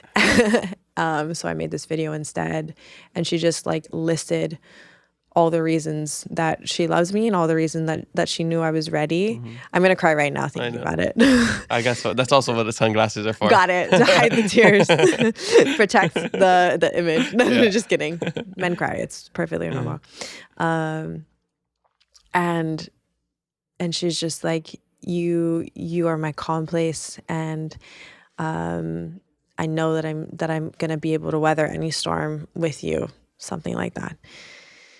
So I'm bawling my eyes out, and obviously I didn't bring any touch-ups to do anything with. And she gets down on one knee and she asks me to marry her. And you said yes. I said no. And then you said yes. And then I said yes. Oh, that's so cute. I don't even think I actually said yes. I think I just was nodding. Yeah, because I was like... that means yes. Yeah, that means yes. Yes. So I did. Like, I nodded my head, and then... Nice. Yeah. And then we went to Arancino's, and I ate lots of pasta. Nice. It was so yummy. Good job. Wow, great story. Thank you. All right. No. Oh, that worked for nothing. All right, I'm done being silly. All right, so coming to the back end of the podcast, and I like to ask all of my guests the same question about keeping it aloha. It's the name of the podcast. It's how I hold myself accountable every single day. It's the name of my book, which I keep saying on all the episodes that I record is hopefully out by now. I don't know if it'll be out by now when you're listening to this, but hopefully soon. So I want to know, in your life, how do you keep it aloha? I keep it aloha by prioritizing my health, emotionally, physically, and mentally. By eating good food that brings me happiness, by continuing to be a better person and learning more about how I can treat myself and others better. But most importantly, just like breathing life into myself in the same way that we naturally breathe into others. Aloha. I love that. I mean, keeping it aloha to yourself is just as important as keeping it aloha towards others. Exactly. Can't pour from an empty cup. Exactly. You're right. Exactly. All right. So what's next? What's the future plans? A 5, 10, 20-year plan? We got med school. Yeah. Are you going to try to go for the double Miss Hawaiʻi, the Miss Absolutely Hawai'i USA, pull off the Ali Chu? No, we'll leave that to Ali. You slay queen. Yeah. So I'm getting married. Yes. Oh, I'm just going to have my eyes like that. Just close them. So I'm getting married, and I think that's first. My sister and I bought a house. Oh, congrats. Oh, I saw the article at Kuile. Yeah, Kuile. Nice, yes. Congrats. So we'll be moving into that, and hopefully helping to build a foundation for the next generation, for our next generation. Yeah, that's next year it's finished? I think so. Next year. It's either... I think 2026, 2027? I think it's the beginning of 2027. Okay. Or the end of 2027. We don't know because, building permits and construction in Hawaii. So I am currently enrolled in a master's of public admin, so I can get those certifications to be a better leader. I also am applying to med school right now, so we'll see what happens. Good luck. Thank you. There's also a La'aulapa'au master's and PhD program being made at UH. Wow. By Kumakioki. Cool. He's also the La'aulapa'au practitioner at Waimānalo. So we're crossing our fingers for that one. Awesome. The goal is to be more integrative and to have the leadership and policy making ability, and then be able to practice it, like test it out and see if it actually works, because I want to be like a boots on the ground kind of leader, as all leaders should. I agree. And I don't know, have a couple babies. We'll see about that. Couple? What's the goal? Couple babies. 5? Football team, Oh my goodness. That's you need soccer team? No, what is that? 5 you could I don't basketball 5 starters. Okay. But I mean, like, for a full team, you need, like, I think 11 or something. Soccer, you would need 11 plus the bench. Football, you need 11 plus the bench. So that's kind of a lot. Okay. Basketball is your best. Well, I'll just like Hanai kids. Or like, tennis, doubles. No, that's okay. Okay. I'll leave the tennis to Star. Did you know she played? No, I didn't know that. She was 3rd in the state in middle school. Actually? For Puno. Wow. Tennis. I had no idea. Yeah. I thought she just talks. I think that's her gift. Oh, but okay. she also tried her hand at Yeah, I tennis. thought we were just Portuguese talkers, that's all. She's an incredible Portuguese. Yeah. But Your episode on her podcast is going to come out in July. yes. Yes. I'm recording her podcast next week. Oh, you were going to go on her podcast? Yeah, I'm going to go on her podcast. Yes. Which is basically here. She records here if you guys You're just didn't know gonna that. switch. Oh. Yeah, I'm basically just going to go on that side. Yeah, yeah. And the set's going to change a bit. yeah. Yeah. But how did we even get there? Oh, what's next? So maybe some babies. We'll see. I'm getting a little up there in age. Oh, yeah, But yeah. I mean, it'll be fine. Yeah, I mean, no, I think people can have babies pretty late now. I mean, No, totally. it's not. I mean, there's a lot of new sciences and studies coming out. And, Yeah. You know, one of our past podcast guests, Kimmy Warner, she Oh, had yeah. a baby, late 30s or early 40s. I forget how old she was. Yeah. But yeah, There's plenty. Yeah. There's plenty of time. It's more about like I think I'm more worried about like the emotional or the energy level that I have. Oh yeah. But that's why I have a younger partner. Yeah. So You she go run can- around with them. Yeah. You go. I'll carry. You play. Nice. Smart. You Yeah. chose wisely. Yes, I did. Yes, I did. Okay, so yeah, that and then sounds pretty simple to me. Yeah. Yeah. Keep making Wellness Wednesday videos Uh-huh. and learning new recipes to make and eat healthy and do the Hawaiian diet and yeah. Awesome. Yeah. All right, what is one thing you wish people knew about you that they don't? I'm really funny. Or maybe they do know that. Oh, Yeah, I don't know. don't roll your eyes. I think we started this podcast off pretty funny, so I think they already know that. Oh, okay, score. I'm actually kind of introverted. Mm-hmm. I definitely get super nervous every time I go on stage.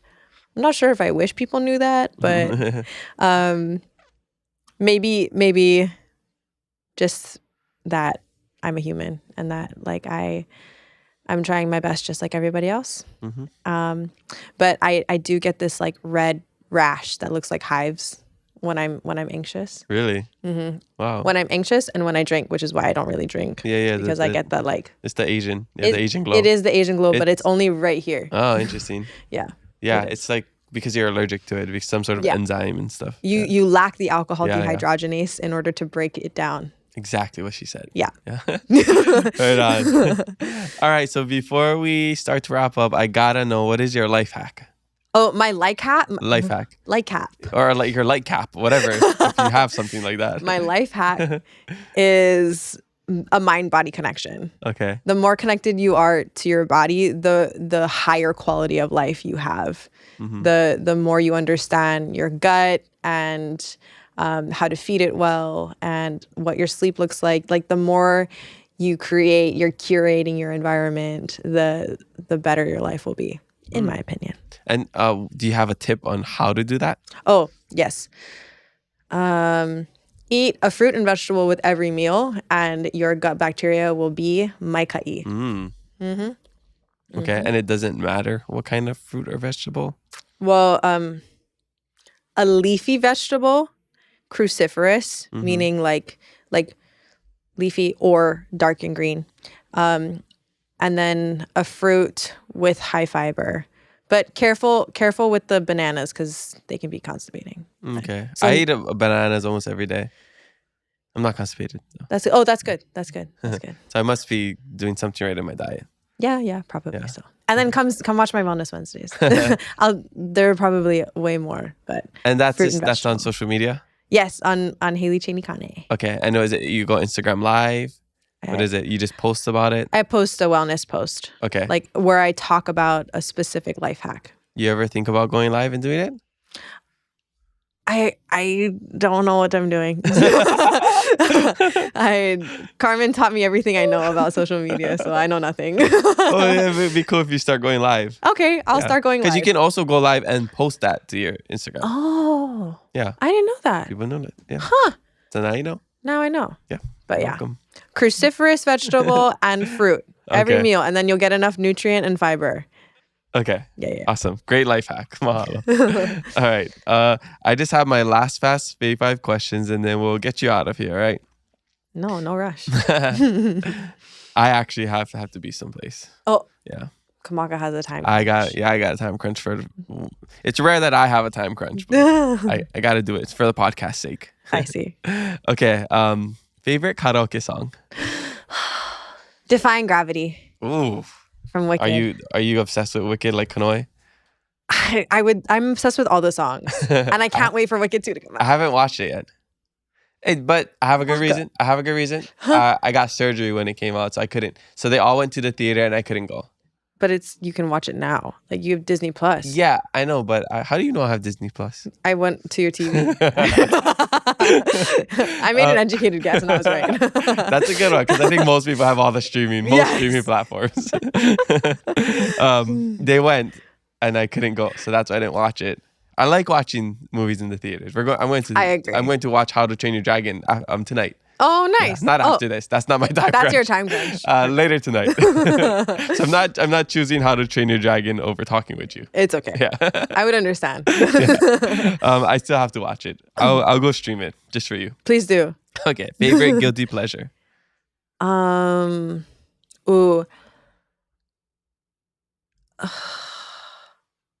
Does Love Island count? I'm addicted to it now. Yeah, that's totally fine. That one girl she lives here, Bella. Does she still live here? I don't know if she still lives here, but I know her. I met her at the Hawaii Swim Show. Oh, she was on the Hawaii Swim Show? She's on Love Island, right? Yes, she was. I just see it because I follow her. Is it Bella or is it Bella Dasha? It's Bella. It's just Bella. It's Bella, but Dash. From what I know, I never saw it spelled until that. Oh, yeah. So I guess it's really like how you spell the name. Which is super interesting, yeah. Yeah. But I don't watch that show. I just started. Is it a competition? I don't know how that show works. I think it is because you win money at the end. Okay, but the goal, to be the last couple standing, or to be how do you just love each other the most? I think it's just like to be in a couple the whole time. I think that's how you stay on the island. Okay, to be honest with you, my sister-in-law is the one who introduced this to me. Okay. And yeah, I just started watching it, so I don't know the ins and outs. But I've binge watched the whole season last night. So wow. Wait, so if you watched the whole season, you know how it goes? Well, it's not done yet. The current you're season. Caught up. I'm caught up. Oh, I see. I binged watched the whole thing. Current season, not like past seasons. Yeah. Okay. No, I didn't watch. Are you gonna watch past seasons? Well, once they leave, they're gonna take their Peacock subscription with them. So. Oof. I know. Okay. Well. Do you have a Peacock subscription? I don't. So I just have a lot of like family. Like if somebody has it, then I just log into theirs. Oh, that's what I was gonna do to yours. Oh, okay. Then you have a Peacock subscription. You're good then. Do you have one though? I don't have one, but my family has one. Oh, so can I use yours? Yeah. Oh, perfect. Thank you. Just take Kanoi's. Oh, kick her off. Because perfect. you can only have certain profile. Oh, that's right. Number of profiles, so just kick Kanoi off. Bummer. No, that's not a bummer. For her, not for you. No, Kanoi, I'd never do that to you. All right. Favorite childhood snack? My family has a mountain apple tree in our cool. backyard. So like mountain apples straight off the tree. Nice. Yeah. That's ono. Mm-hmm. All right. Well, my next question was favorite TV show or movie, which favorite TV show, I'm going to guess Love Island, but what's your favorite movie? Oh gosh, I like all the sappy rom-coms. The first thing coming to mind is 13 Going on 30. Oh yeah, that's a good one. Yeah, all the kind Hallmark-esque movies. I think one of my favorite rom-coms, the one with Steve Carell and Emma not Watson. The redhead. Yeah. Is it the one Ryan Gosling's in it? Yeah. What Definitely. is it called? No. Something Love. No, yeah, it is something Love. I'm just gonna look it up because please, if the people listening haven't watched it, it's one of the best. It's really good. It's that's a good one. Super good, yeah. Emma Stone, that's what it was. Yes. Let me just see. Emma Stone. Love Always. No, it's not Love Always. It is Love Actually. Crazy Stupid Love. Is that what it is? No, I think that's a different one. Is it Crazy Stupid Love? I'm looking at Crazy IMDb Stupid right Love now. is a movie. No, Love Actually is the British one. Never mind. Maybe. So 20, when did this come out? Oh, Was it Emma Stone? Was she not in it? Or No, she was. Emma Stone was in it, and Ryan Gosling and Steve Carell. Steve Carell was the Where can I dad. find it? Yeah, let me just go to Steve Carell, IMDb. Right there. There's this one show that we watch with Steve Carell. It's a newer one called 4 Seasons. Oh, Yeah, that's pretty good. I think my favorite TV show, sorry, squirrel, is Game of Thrones. Oh, except the last season. Yeah, the ending was trash, but the rest of it was really good. Yeah. Did you end up watching House of Dragon? I watched a little bit of it, Mm-hmm. but I didn't finish it because it was so slow. Yeah. The first 2 were so slow. I like it because of the dragon. So Oh, you like Crazy Stupid Love. That's what it? It was. is Crazy Stupid. Crazy You were Stupid right. Love, yeah. You were right. Yeah. See, you hear that, Faith? I'm right. Oh. Yeah. Don't pull me into Oh, that. okay, sorry. Don't put me into your philia. Faith, you're always right. I'm a girl's girl. That's what can I say on her podcast? I support Hilo girls' rights and wrongs. Yes, I know. All right, and last one, favorite travel destination.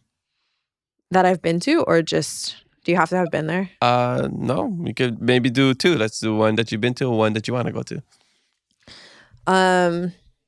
I loved Paris, Mm-hmm. and I really want to go to Italy. Cool. Yeah, So That's just it. Europe trip. I guess so. Nice. Faith I hasn't don't been know. to Europe, so we got to plan a trip to Europe. That'd be so fun. Yeah. My friends are getting married in Italy next year. So Oh, that's let's cool. go. That's fancy. Yeah. Yeah, I studied abroad in Spain, so I Oh, got to fun. visit some other places, but I haven't been to Italy yet. Yeah. What? So, yeah. Isn't it so close? Yeah, but I went to like France, I went to Portugal, went to Morocco for like a field trip. So we just didn't get to go to Italy. Oh, you had to like stay with the group. Well, you can go on like your own vacation, like on the weekends. But Yeah. the Morocco trip was with the group. The other ones were just with friends to like Paris and Portugal. Yeah. But we Okay. Italy just didn't happen. Yeah, fair. But one day. Yeah, for sure. But that's all we got for you today. Mahalo so much for coming in, talking stories, sharing everything that you shared, and really inspiring a lot of the younger generation to, follow in your footsteps. I hope so. Yeah. So super cool. And thanks again for blinding me. And I have bad eyesight after this episode. So thanks a lot. So good luck driving to your next thing. Yeah. Make sure Faith doesn't watch this episode so she doesn't see that ring. Don't worry, And- Faith. I'll DM you a picture. Oh my God. Yeah. I'm going to have to save up a lot of money. You'll be fine. Okay, hook me up with a connection. I need to connect to the heritage guy. Yeah. Okay, Royal okay. Hawaiian Give me Heritage. give me a discount then. Oh. I think I'll be fine. I don't have that promo code anymore. okay. I lost it with the Use crown. promo code Miss Hawai'i 2024 Declined. Kāne 2024. Declined. All right. Is there anything else you want to share? If not, tell us where we can find you. You can find me at Instagram at Hayley Cheyney Kāne and TikTok Hayley Cheyney 97. Any final words? Yes, all bless us. Shop at Ross for less. Mahalo, Hayley, for joining us on the Keep It Low podcast. Spread love, be kind to one another, and mahalo for listening to us today. We have new episodes every Thursday, so make sure you follow us and leave a review. I'm your host, Kamaka, and remember to always keep it aloha.